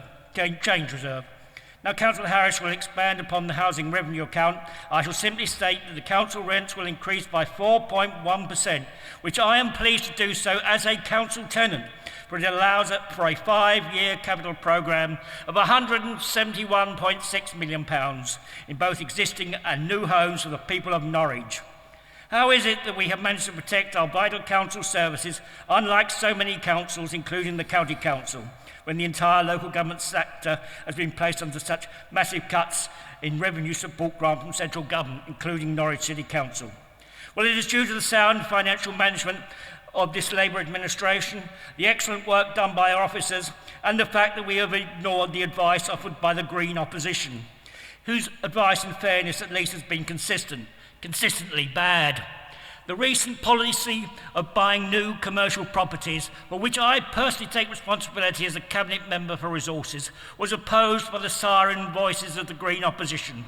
Without new commercial portfolio, despite the COVID pandemic, has seen rent collections of 95% and has produced a rental income of £4.58 million in this financial year. Had the Labour administration accepted the advice of Councillor Price, then the price would have been borne by the poorest sectors of our city who rely upon our services.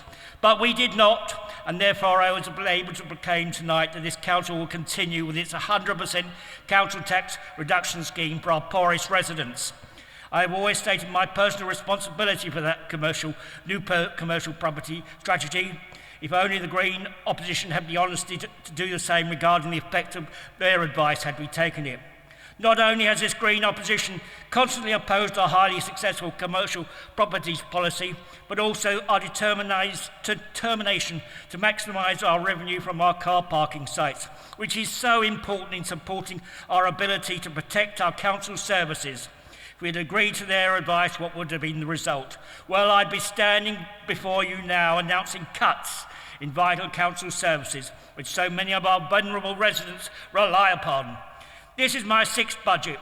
In the previous 5, in terms of Greek mythology, the Greens have been the siren voices, the sirens who sat upon the cliffs, speaking sweet words and offering nice-sounding advice to lure passing sailors to sail upon the rocks, so the sirens could pick up the salvage.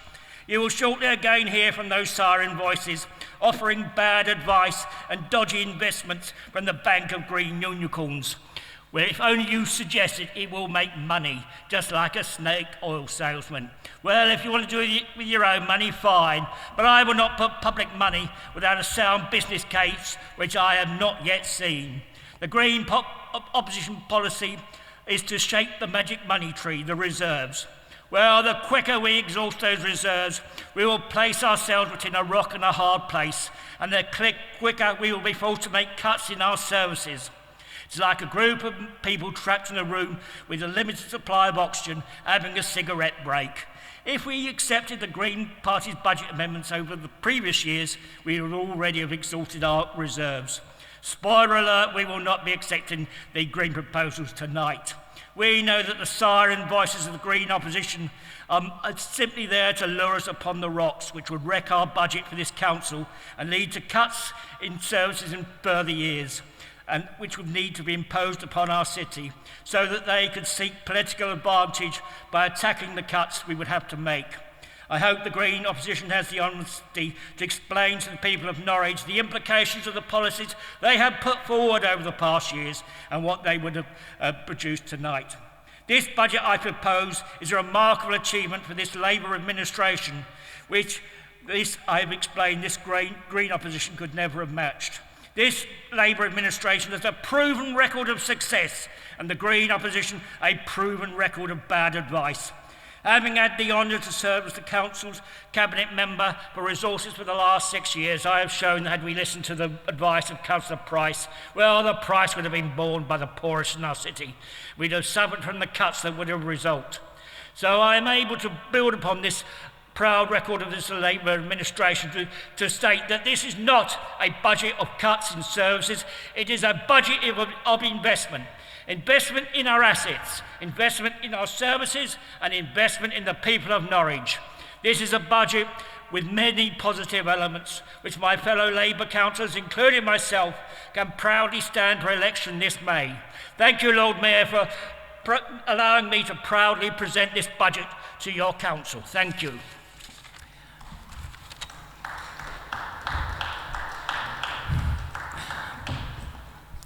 Thank you, Councillor Kendry. And you could have had another 2 minutes and 30 seconds of that if you'd wanted. At least, yes. Thank you very much. And I must say I like the reference to the Odyssey. I'll expect them in the original Greek next time. Councillor Harris, would you like to second this item?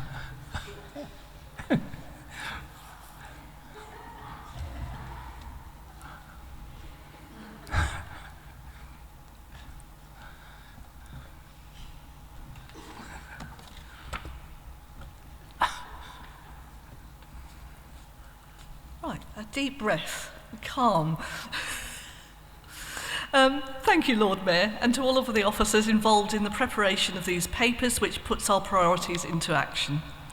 The housing revenue budget covers the expenditure and income plans relating to the ownership and management of the council's social housing stock. The HRA is in a relatively stable position now, but there will be future pressures and competing priorities. We are an ambitious council and we want to continue to build good quality homes for social rent, to maintain our existing stock and to improve our existing stock. We now have a housing delivery team in place to drive forward an exciting pipeline of new housing sites. This will see hundreds of new homes built, giving local people housing security during the toughest of times. We have rightly and openly acknowledged issues in relation to health and safety and compliance in our homes, which we are working hard to rectify. We have a compliance improvement plan in place, and we are working closely with the regulator of social housing who supports this plan. I came into politics to run public services, and however difficult the journey has been, I still believe today that insourcing services remains the right choice. From the 1st of April, the building repairs and maintenance services will be transferred to our own company, NCSL, and property services will come back into the council. Every councillor in this room should recognise the importance of this. There are both challenges and opportunities ahead of us. We need to meet the challenges of implementing the draft Building Safety Bill, the Social Housing White Paper, and of improving our council homes in line with our bold zero carbon ambitions. The HRA is forecast to make a surplus of income over expenditure of 2.46 million in 22-23, and it is proposed to use this surplus along with 6.096 million of existing reserves to fund capital investment in new social housing. The need for social housing within the city will certainly not diminish. Voting for this budget will build homes and change lives.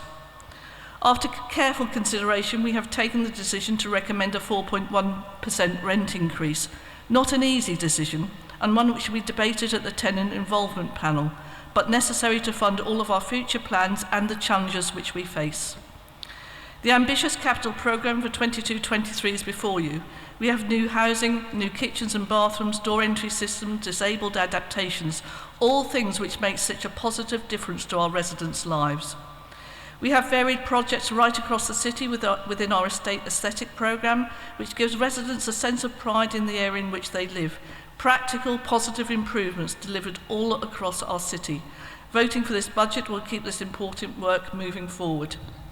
Tomorrow I will be presenting a report to Cabinet to award a contract for loft and cavity wall insulation to council-owned homes. Work designed to improve energy efficiency and to reduce carbon footprints and energy costs for residents who are struggling to make ends meet. Nobody should have to choose between eating and heating. In conclusion, I second this paper and call on all of you to support this budget, which builds new homes, strengthens communities and gives real security and opportunity to our fellow citizens. Thank you, Lord Mayor. Thank you very much, Councillor Harris. We're now going to look at the amendment. And as with the amendment proposed, I would remind people speaking to the proposed amendment. So, beginning, I call upon Councillor Bogerline and Councillor Osborne. Would you like to be ready? I've got you down as the seconder. Do you want to get up there? Thank you. When you're ready. Thank you, Lord Mayor. Our budget amendments aim to trigger action on long-standing issues and help future-proof the Council. What I see as missing from the budget is any significant step forward in retrofitting. We need to target the Council's own investment in that direction as well. When looking at the works to council houses, gas boiler after gas boiler goes into houses. What we really need to do is phase out gas boilers as quickly as possible. The Council is saddling residents with ever-increasing energy prices through gas boilers. And I would like to give an example that illustrates the lack of foresight in relation to retrofitting. Last year, I was contacted by a very concerned leaseholder who told me that the Council is aiming to replace an old oil-based boiler in Normandy Tower with a new boiler, also oil-based. He rightfully highlighted that this is absolute madness. Only an intervention from leaseholders and myself has stopped this, and the blatant lack of forward planning was really shocking to see. All of this shows that there needs to be a much more strategic approach to retrofitting, which is why our proposed post for an energy efficiency manager is so important. It is similarly important to ensure that our non-housing assets are fit for the future, and our proposal of a grant facility for community centres would mean that this could be achieved at no additional cost to the Council. Let's be clear, the Council will need to retrofit community centres at some point anyways. This is a win-win proposal. The Council would give grants to community centres so the centres can introduce energy efficiency measures and renewable heating systems, and then repay the money through the energy savings they make. Heating is one of the biggest expenses for community centre. As an example, one centre has seen an increase from £150 a month to £400 a month. In addition to increased energy prices, other costs have increased significantly over recent months. We all have been preoccupied with how we can support Norwich residents during this difficult time. NCSL employs some of the lowest paid workers at the Council, and it is the Council's duty to commit to supporting the company in raising these workers' pay and improving terms and conditions. This is the most direct support the Council can give for people who may be struggling to pay their bills. The Council should commit to providing any additional money needed to improve their pay. It will also be essential for the company's future to pay competitive wages. If pay does not increase, there could be an exodus of workers, currently the greatest risk to NCSL. In the public consultation, several people have raised that the city centre around Gentleman's Walk could be used much more effectively in a type of family-friendly early evening economy and a shared public space. I think that is spot on, and such considered insights from our residents merit being included in the budget.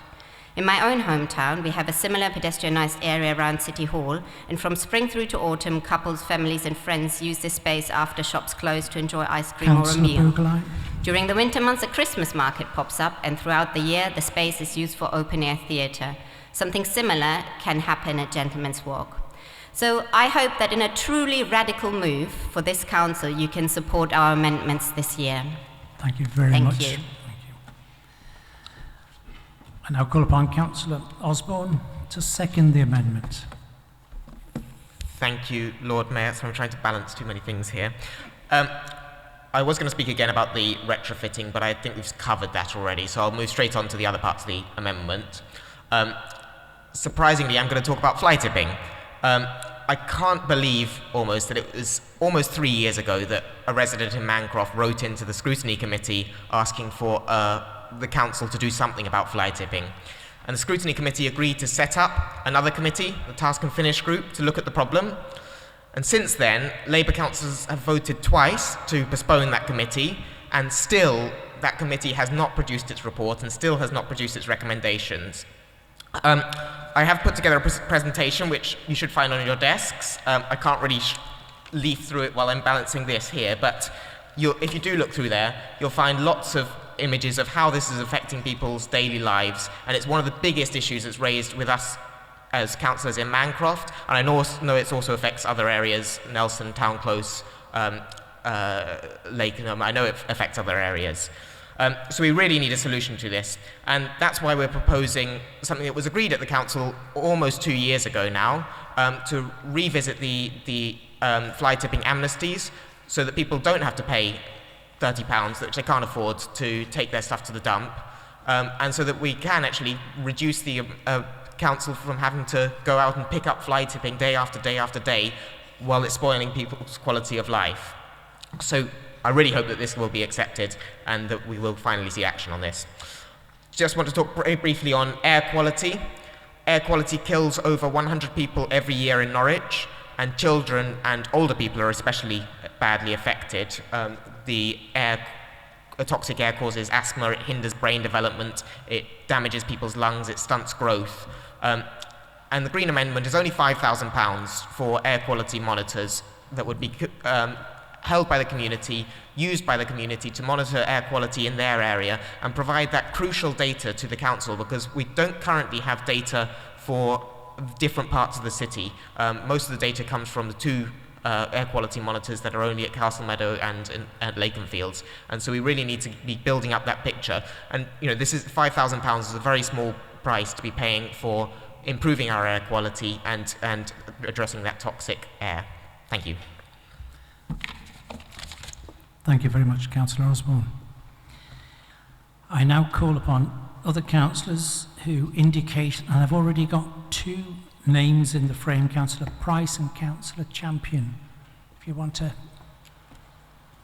Well, do I... Shall I go for it? Go for it. Thank you. I'd like to take this opportunity to speak briefly about a part of the Green Group's amendment, which is to scope a new vision for Prince of Wales Road, to encourage new daytime businesses to locate to the area, to provide new storage areas for commercial bins, and to develop a commercial food waste collection scheme. The historic centre of Norwich is something we can all be proud of. It is something that attracts people to move here, businesses to locate, and thousands of visitors every year.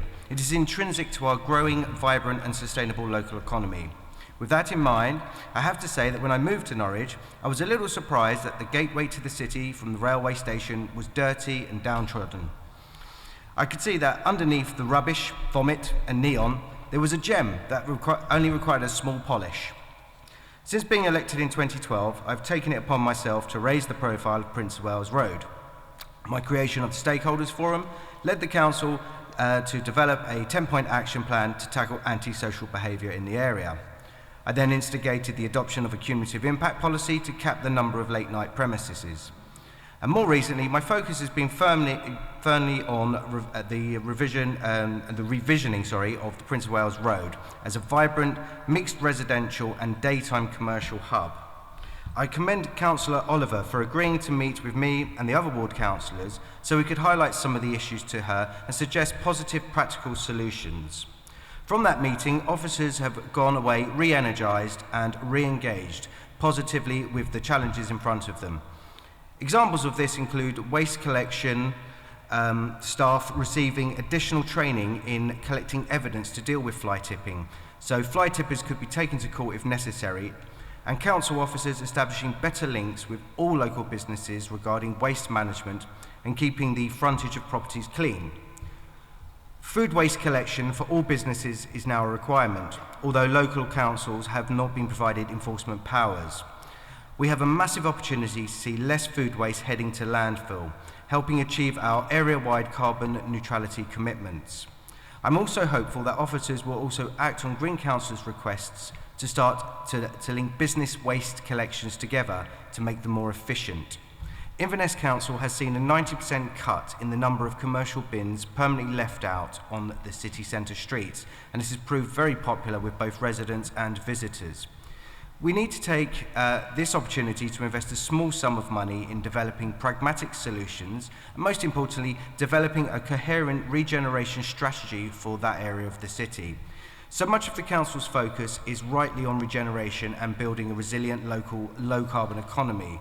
This amendment is the very start of that process for this area of the city. So I hope that this chamber, I hope that this chamber will support it. Thank you. Thank you very much.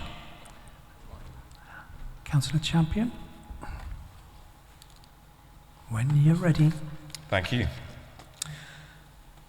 So, I came into politics to represent my local community, and one of the reasons I'm asking for this amendment is because in my local community we've got a very significant litter problem, which is pervasive. One of my residents has got a several £1,000 bill for a dog which has got a wounded paw from broken glass. This is an issue which I've had to take into my own hand. I've gone out with residents, we're sweeping up glass to deal with that, and there are areas where we desperately need bins. One of the areas where we need bins is on Gertrude Road, because people come off Mousehold Heath with dog feces, often bagged but nowhere to put it, and literally dump it on the street. It's not a big amendment. We just need a few bins, and I'm just speaking on behalf of my community in this regard.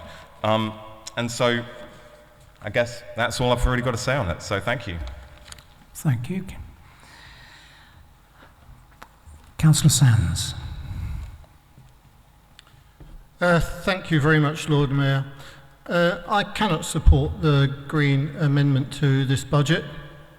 I'm surprised that they haven't in fact sent their amendment down to the Green-controlled Brighton Council, who have twice been the cause of strikes by their own city service employees faced with staff cuts or cuts in wages. I'm also surprised that the Green councillors in County Council did not propose in their amendments there salary and wage increases for social workers, those in children's services, and a living wage for Norse and Norse Care employees. Strangely, it was absent in any of their mentions in the budget yesterday.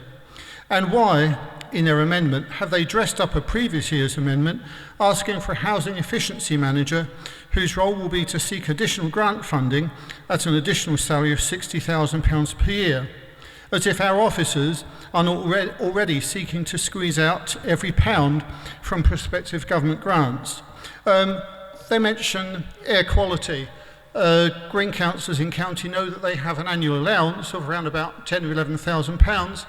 I'm certain they can ask there to purchase this necessary equipment to do air monitoring in their divisions and their wards. Thank you very much, Lord Mayor. Thank you, Councillor Sands. Councillor Kendrick, you are next. Councillor Stutley, you're after him, and I noticed Councillor Stannard. Go ahead.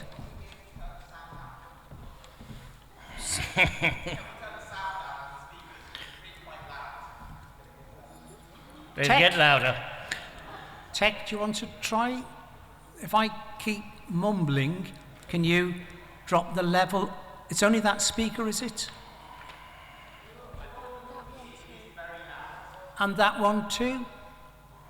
They're all connected together, so I can do the whole lot if you want, but if one goes down, they all go down.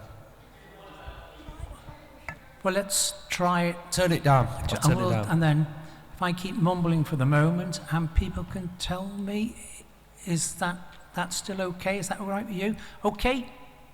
That's super. Thanks very much. Councillor Kendry. Well, the proposer and seconder of these amendments hoped that we would accept them. Well, I'm here to dash your hopes.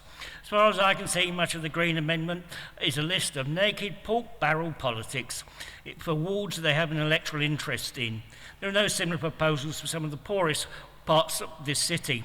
Given our limited resources, we must put the resources that we do have according to the merits of each case, not on the basis of proposals that will win the most votes.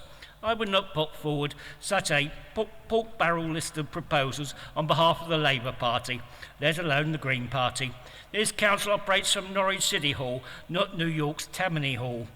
We are told that to spend money on a review of Gentleman's Walk to create more family-friendly early evening activities. Well, this short street has 4 coffee bars, including Costa and Cafe Nero, McDonald's and Five Guys are nearby, as well as many other catering and leisure facilities. I only wish a road in my ward was as well served.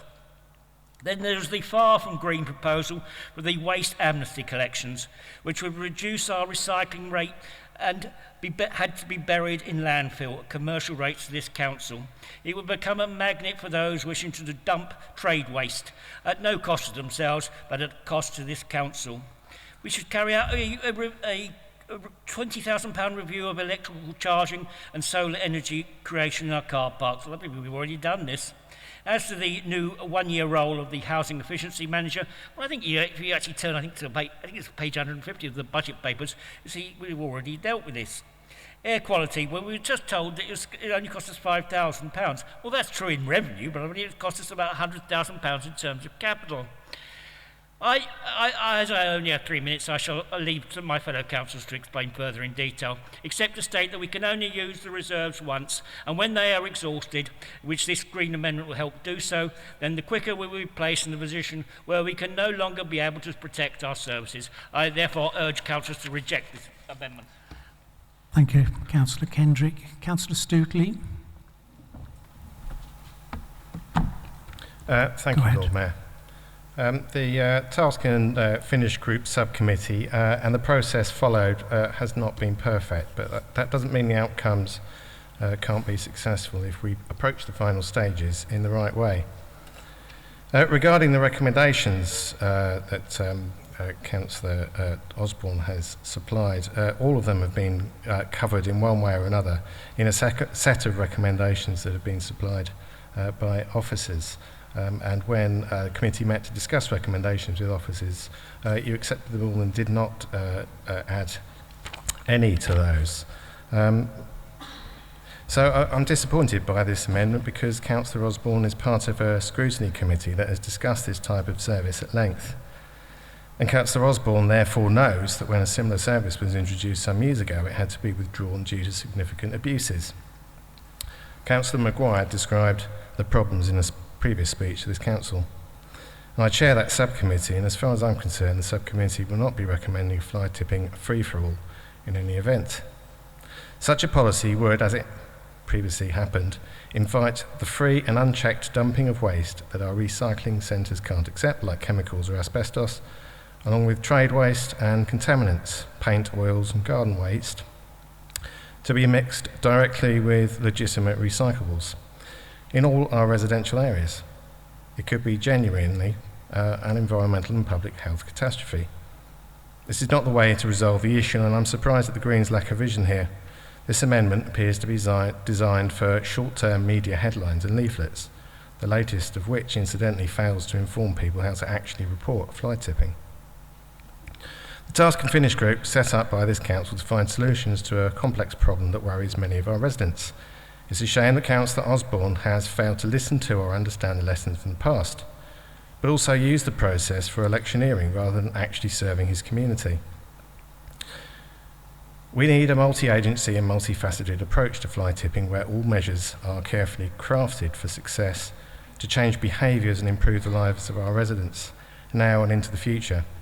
Indeed, we have a range of measures and enforcement action ongoing and in the pipeline that will do just that. The work of the Task and Finish group is not yet complete. I will invite Councillor Osborne to reset his approach and begin to work with me and others for a successful conclusion. Thank you. Thank you, Councillor Stootley. Do any other members wish to speak on this amendment? I don't think so. Councillor Bergelein, would you like to respond?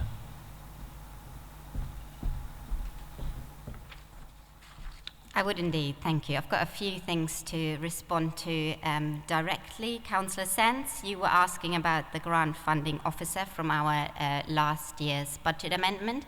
I'm glad to see that that is in your budget this year.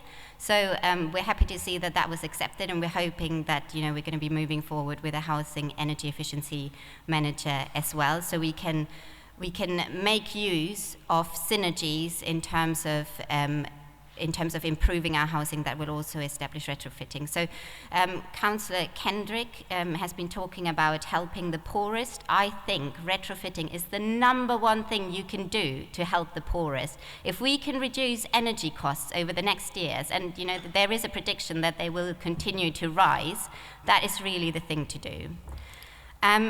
I'd also like to talk about the proposal for the city centre and Gentleman's Walk. Now, that is something that came straight out of the budget consultation. I do not know what we do consultations for when several people mention this, and we don't even consider it with any serious thought.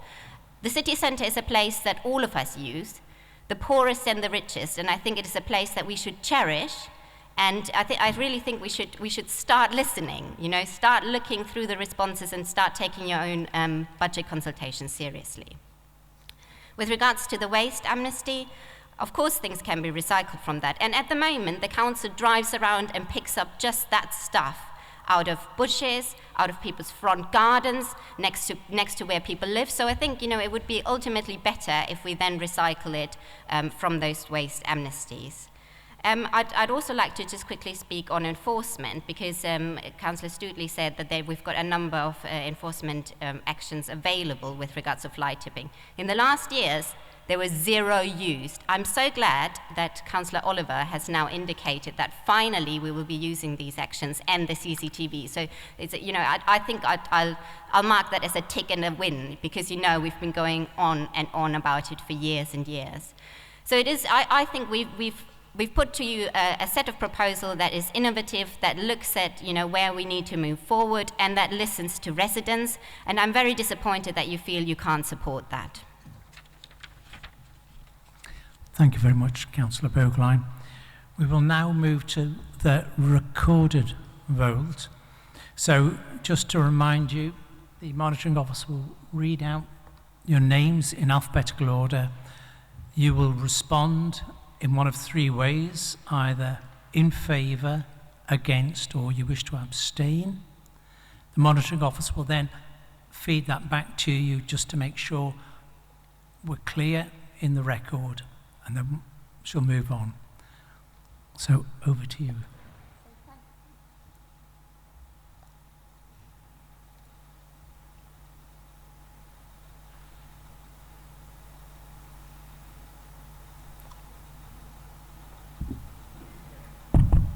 That's it. Thank you. I was just waiting for the mic to come on.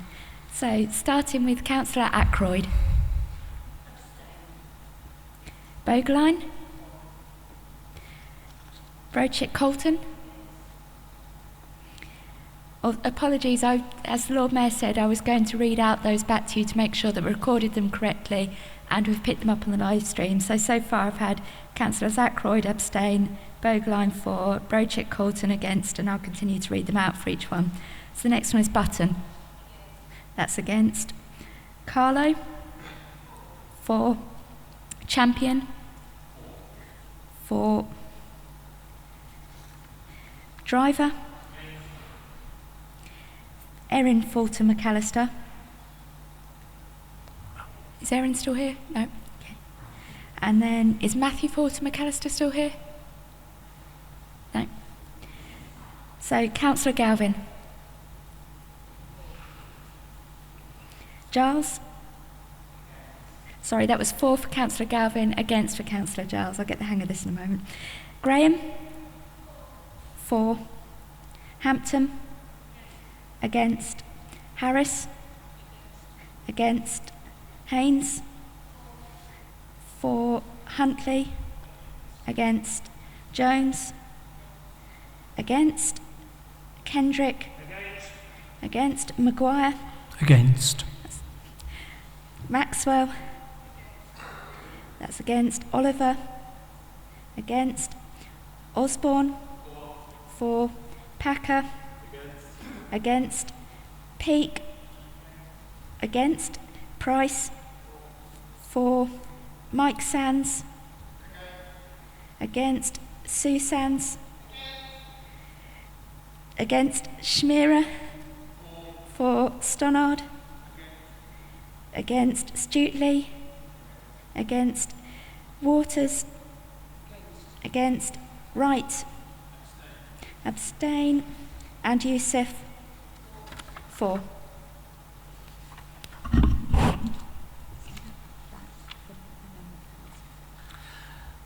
The amendment fails. We will now move back to the substantive item as it is originally set out.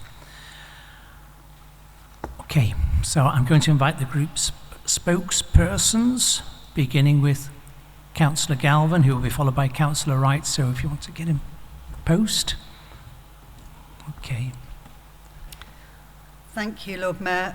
The budget and medium-term financial strategy is built on a process that touches everything the council does and hopes to do. It's crucial that it's robust and transparent, even more so in these difficult times where local government is playing an ever-increasingly important role in people's lives.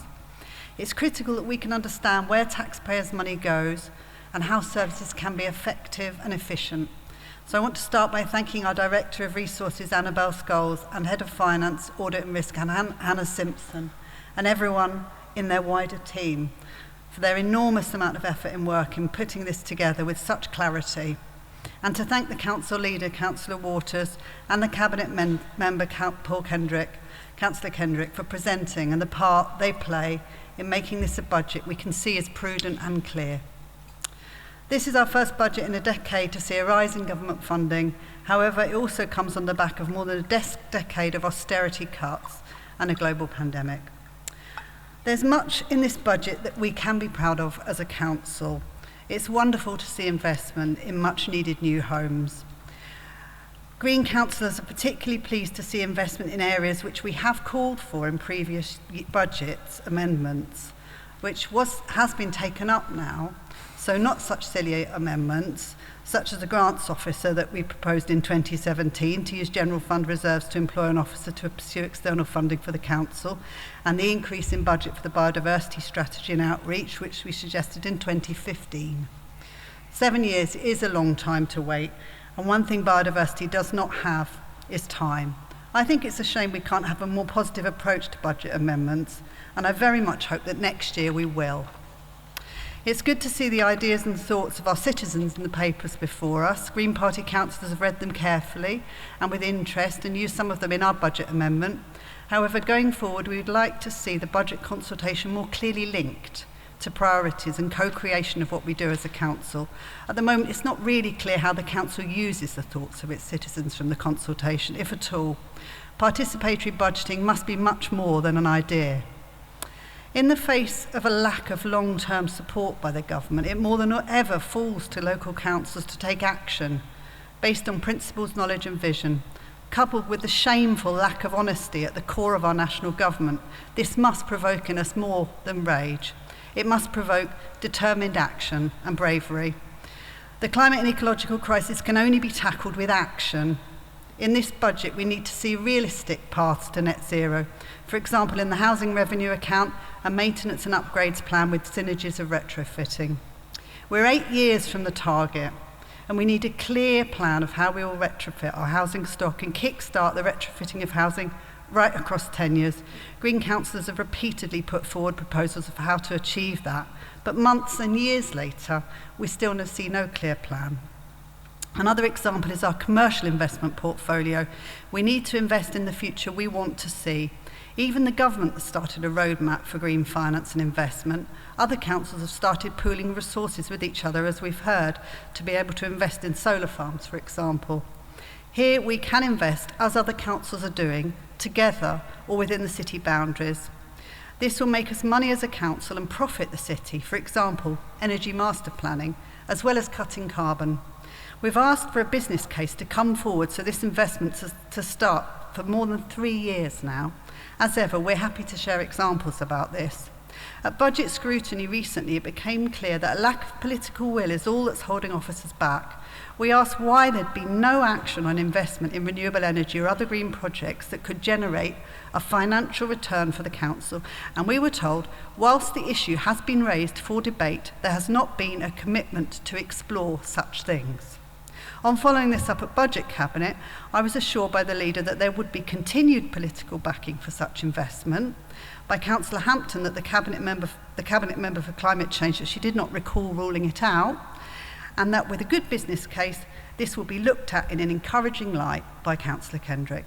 If this is the case, then I fully expect in the coming year to see some serious, long-term, actual action in the area of green investment to generate social, environmental and financial returns for this council. and look forward to seeing political steer given so that we can invest in the future we want to see, which after all is the most important thing. We can do it carefully and do it we must, otherwise it's another lost year. I must say I quite enjoyed being characterised as a siren, but I would remind Councillor Kendrick of its other meaning. A siren Galvin. makes a warning sound in the face of danger. Thank you, Councillor Galvin.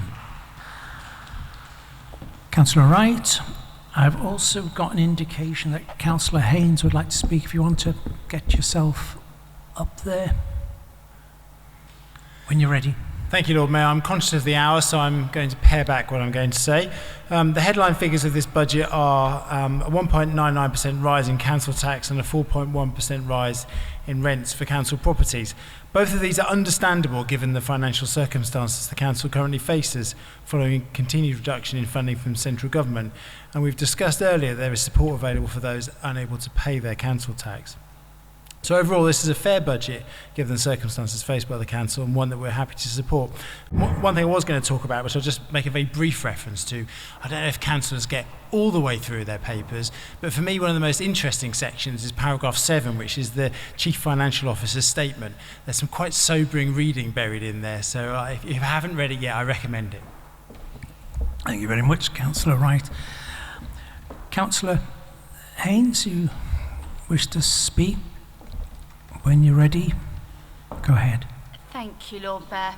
I'd like to loop... After complaining about the volume being too noisy, I'm now the one being too quiet. I'd like to loop us back to the start of this meeting when we were talking about challenging times for council housing and the housing revenue account. And I just want to say I totally agree with Councillor Harris' assessment that there's a real lack of investment from the government in social housing. Such a rising need for council properties amongst tenants in our area and people who wish to become tenants as well, because I think we have to remember the point of council housing was not just to house those in most dire need. It wasn't just about trying to help the most vulnerable. It was about better housing quality for everybody. So we need to be looking really, really ambitiously, and I am pleased whenever the council puts forward an ambitious housing plan. And I think, to be honest, this hits a lot of the right notes. I'm pleased to see lots of new build. And of course, you know, rent rise for lots of our tenants won't be an ideal thing, but I understand why we're having to do this. I think it's important that we praise the council where that is due and challenge where it isn't, because that is, of course, the point of having opposition parties on the council. I'm also pleased to bring in maintenance services back in-house. I'm hopeful this will prove to be both value for money for our tenants and also provide a real service improvement. I do have some concerns about our current void processing times. The times are well over targets, as highlighted at the last Cabinet meeting, and I think this should be a real priority for us, and I hope it will continue to be. We've got such an increased demand in council housing, as we've mentioned. It's vital for the good running of a service that we're moving people in and out of properties. And I've had cases recently brought to me through casework where it's caused real distress for people that they haven't been able to move into properties when they were originally promised. So I'm hopeful there's going to be plenty of work done on that. However, for all the positives I've raised about council housing in this authority, there was a line in the budget that really stood out to me.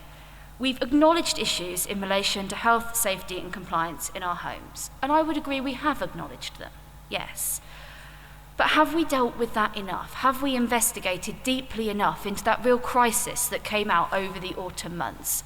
We had a scrutiny committee meeting, which I attended, which was supposed to be an initial meet of the scrutiny committee. Somehow, and I don't quite know how this happened, we were then blocked from having any further scrutiny meetings to discuss this, despite the fact that that was clear to all of us, I think, that that was the intention at the beginning of meeting. Again, I sat on the audit committee meeting where this was blocked from being discussed. Our discussion on it was curtailed. We wanted to have a deeper look into contracts to make sure this wasn't happening again. And I think that's us doing our due diligence on Councillor Haynes. What we're doing as an authority. I just wanted to say a quick word as well about Estate works and improvement of standards, I'm really pleased to see that again we've acknowledged that more could be done on some of our estate areas. We need to stop underspending in the estate aesthetics budget and get real buy-in from residents, not just consultation, but actual buy-in where the residents feel they've got as much say as councillors, as officers in what is happening in their areas. Because we don't have to live on most of these estates. We don't live on every single one. Please? They do. Thank you. Thank you very much. Councillor Giles. Thank you, Lord Mayor. I'm proud to support this budget. As a councillor for Crome Ward, I'm particularly proud to see the £150,000 investment towards new football pitches for the Football Development Centre at Open Academy on the Heartsease. This will enable a significantly expanded number of matches, recreational football activities such as walking football, disability football provision, and various other health and well-being related football activities. Lord Mayor, our communities deserve these excellent and popular sporting facilities which play a vital role in ensuring local people stay healthy and active, and the starting point for discovering footballing talent, or generally sporting talent, for the future. Research published by the Sport Industry Research Centre at Sheffield Hallam University concluded that every £1 spent on community sports activity generates nearly £4 for the local economy and society, helping to build stronger communities and develop skills. It is investment like this from this Labour-led administration which helps build a healthier, happier and more prosperous Norwich. Lord Mayor, I'm happy to support this budget. Thank you. Thank you, Councillor Giles. Who's next up, is it? Councillor Button? Thank you, Lord Mayor. I'll be voting for this budget and the benefits contained within it. Representing and living in Bothorpe Ward, I see the direct consequence of Labour investment daily as the community around me changes and develops in exciting and important new ways. I'm old enough to remember that Bothorpe would not exist if it had not been for the Labour Council in the 1970s buying and developing the land into a mixture of tenure-blind, council, private and housing association property, together with community centres and the infrastructure to build a new sustainable community. To this day, it maintains a friendly, mixed village feel and is a great place to live. This story of transformation is continuing to this day. I am proud of the achievements of this administration on delivering high-quality housing for both private buyers, but more particularly for council tenants in my ward of Bothorpe. The housing is highly energy efficient and the development benefits from the planting of dozens of new trees and 50 more metres of native species hedging. Councillor Harris has described how the next instalment of council homes in the Three Score will shortly be developed through the use of Norwich Regeneration Limited. Despite some early difficulties, NRL is racing forward and now delivering high-quality products on cost and on time, repaying its initial loan to the council. I can remember clearly that the party opposite did not support NRL, and if we had followed their advice to pull the plug on it in 2020, the new development of Three Score would have been curtailed and lost, simply leaving the council with a hole in its budget without the benefit of much-needed housing. Lord Mayor, budgets are choices, pure and simple. Vote for this budget, build new homes and develop strong new communities. Our residents expect us to deliver. Thank you. Thank you very much. Councillor Price.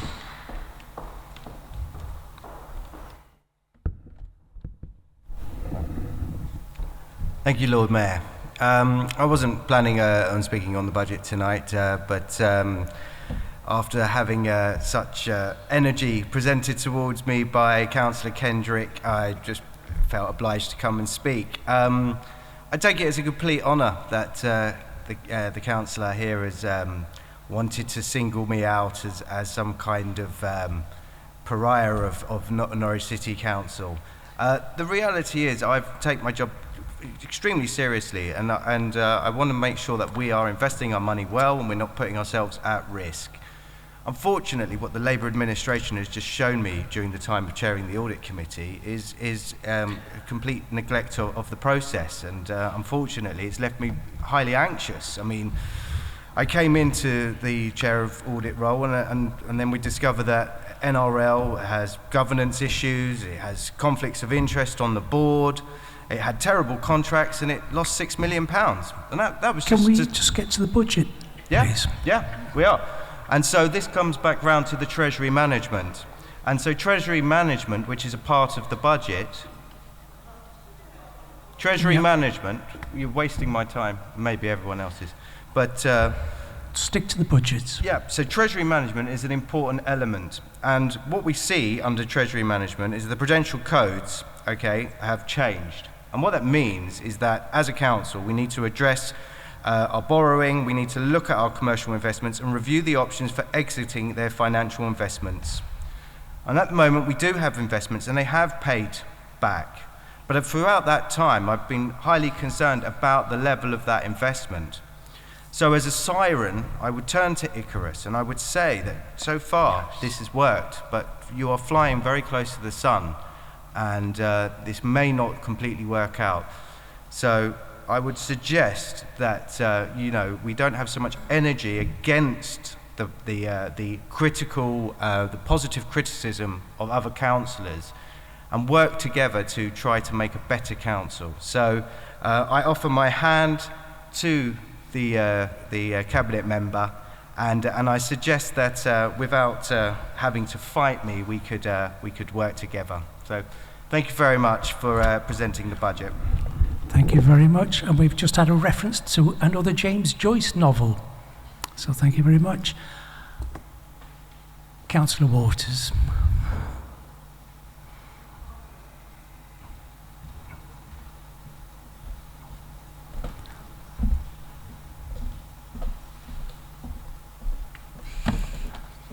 We are a very active council, as the papers before us tonight demonstrate. So I want to bring comfort to Green colleagues, and just on 2 or 3 points. I know Councillor Bergeland was particularly exercised by the public realm in the city centre, but one of the strands of our successful towns deal has a substantial piece of work being undertaken and a public consultation around how that should look. So that's a positive thing. There have been a number of references to councils pooling their resources, and of course one of the most innovative partnerships was and is the Greater Norwich Growth Partnership, established in 2006. And that pooled SIL, and what comes to the Cabinet is the investment plan, the 5-year investment plan. Councillor Giles referred to one element of that 5-year investment plan, which will be of benefit to the Heartsease estate, where there is already some football provision, but that will be enhanced. And if you have a look through that green investment plan, there's a green strand of investment across the whole of the Greater Norwich area.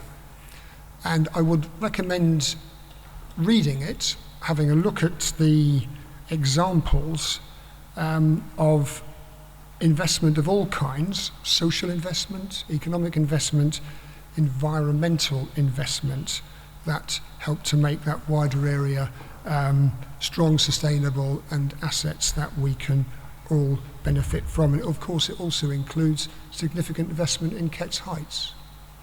So that perhaps will provide some comfort to those who don't think that we do joint investment. And the other issue, which has obviously exercised people this evening, including Councillor Champion, has been the issue of waste and fly tipping. Well, page 61 of the corporate plan has a review of waste strategy, which picks up as one of the strands fly tipping, and that is to report in June of this year. And that's a comprehensive action plan which the council is committed to. So it's worth having a look in the appendices with the performance indicators and the plans that are coming forward over the next year. And in terms of working with other councils, we are a city, Councillor Waters. Absolutely, and it is right that we draw on those city networks, and so we have a rich exchange of views between our 25 key city partners across the country to identify good practice. Thank you, Lord Mayor. Thank you very much, Councillor Waters. Councillor Stootley and Councillor Champion after him. Thank you, Lord Mayor. Just wanted to pick up on Councillor Harris's speech on estate aesthetics and how they can make a positive difference. And two such schemes in Town Close, where drying areas have been resurfaced in Vauxhall Street, and the secure bin stores have been installed in Brazengate. They've been very popular. So I just wanted to congratulate Councillor Harris on those improvements. Meanwhile, and as a footnote, Councillor Haynes may remember attending a planning committee meeting in 2018 to talk against a social housing development in a car park in Hanover Road. Thank you. Thank you very much, Councillor Champion. I had no intention to speak this much today, but I would like just to say that I'm going to be keeping a very close eye. It's great that the council has acknowledged that it's got incredibly high levels of antisocial behaviour, particularly with regards to fly tipping, littering, and it's great that the council has acknowledged that it's got really high levels of disjointed thinking in relation to city services, BIFTA, NCSL, and that they're going to work really hard to create joined-up thinking to address some of these issues. In the corporate plan, it says it's going to make it easier for residents and businesses to reduce, and recycle more and dispose of their waste effectively and keep our city streets clean. And my amendment to, asking for bins has been rejected, and I really look forward to the streets around me in my area being really clean as a result of the effectiveness of this. And I guess the proof will be in the pudding. So I look forward to that. And I guess we'll see in a year's time when we're reviewing this if there's been there's lots of fine words I've heard tonight, and I think that's why I've come into politics, because I'm done in with fine words. I'd like some fine action. Thank you. Thank you, Councillor Champion. Councillor Pagan. Thank you, Lord Mayor. Cannot be ignored that the council and this city face difficult times ahead. We have a government seemingly hell-bent on ignoring the plight of our residents who have and will find themselves in perilous positions whilst this Prime Minister and his chums party on. It is down to this council to do all we can to support this city. This budget, put forward by this Labour-led council, is one which is responsible, does not seek to spend our reserves, which will be vital in the coming years, and will benefit and protect residents across the city. This budget brings hope and innovative solutions to the challenges ahead. It's also deeply heartening to see that the protection and enhancement of the city runs through this budget. The impact of it will be to continue to improve and protect biodiversity across the city, invest and improve our parks and open spaces, whilst increasing access to them, and to empower residents and community groups. And crucially, this budget by this Labour administration will offer social justice, environmental justice, and economic justice. It builds, extends, and offers true sustainability for all at a time of unparalleled pressure and difficulty for so many of our fellow citizens. It shows the power of an activist council committed to practical and positive change. Voting for it tonight, you will change lives in every ward in this city, and I'm proud to support it. Lord Mayor, just for clarity, based on Councillor Bergeline's words earlier, is the Green Group advocating that a Christmas market on Gentleman's Walk is opened up at Christmas in front of our market? If so, I'm sure that market traders will have very strong views on this. Councillor Champion may not like the figures from my handout earlier, but they are positive facts of what this council has achieved. This budget, if passed, will result in more of these, either with or without Councillor Champion's support. And on his proposal for bins for dog fouling bags from dog walkers, I believe he referenced coming from Mousehold Heath, I would suggest that any new bins would be better located on the heath itself. And finally, I would remind Councillor Kendrick that there are excellent coffee offers and other hot drinks sold on our market. Thank you very much. Does anyone else want to throw in their pennyworth? Oh, good. Councillor Kendrick, please respond. Thank you very much, Lord Mayor. Can I reassure Councillor Galvin that any good business case that's put forward for an investment, if it's soundly based, will be investigated. I can assure her of that. Councillor Price, I never thought you were a pariah, just a little wrong sometimes, shall we say. But secondly, can I thank our officers for the excellent work they have done in producing this budget, including, of course, Annabelle Scholes, our Finance Director. And lastly, on a conciliatory matter, I think this is a budget we can all be proud of if we positively support this budget at this vote. It is a budget that is quite remarkable in that it is protecting our vital services at a time when sadly so many other local authorities have not been able to do so, and where we face very adverse conditions created by this present Conservative government. So I hope all members will support this budget. Thank you, Lord Mayor. Thank you very much, Councillor Kendrick. We will now move to a recorded vote. Are you switched over? Yes. Right, please go ahead. Okay, so again, members, please indicate for, against or abstaining, starting with Councillor Ackroyd. That's for Councillor Bogeline. Brochik Colton. For, sorry, that was against, and then for there. Sorry. Councillor Button. For Councillor Carlo. That's abstention. Champion. Abstain. Driver. For Galvin. Against. Giles. For Graham. Abstain. Thank you, Councillor Graham. Hampton. For Harris.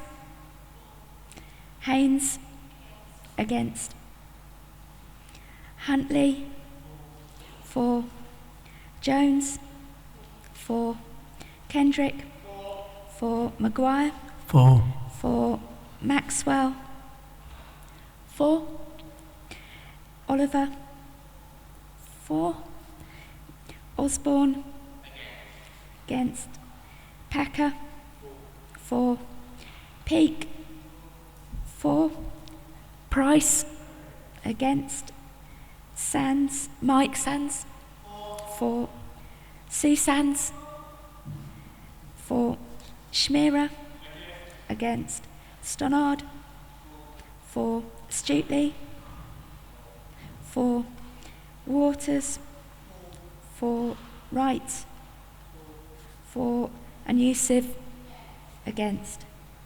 So that's carried on. So that is carried, and our officers will be so pleased. Okay, just before everyone disappears, I just say 3 quick thank yous. The officers who have been involved in the budget preparation have already been thanked. I would like to say a special thanks to Democratic Services who've made this possible and stayed up way past bedtime to support the meeting. So thank you to them.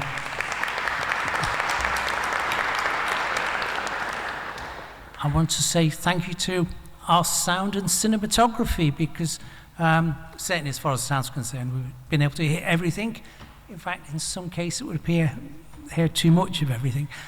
And lastly, I just want to thank you. I didn't see anybody fall asleep. You all behaved yourself. Even the ones who tried to give me a hard time didn't really. So thank you very much. The meeting is over. Thank you for your attendance. Good Can I ask councillors to be upstanding for the Lord Mayor of Norwich, please?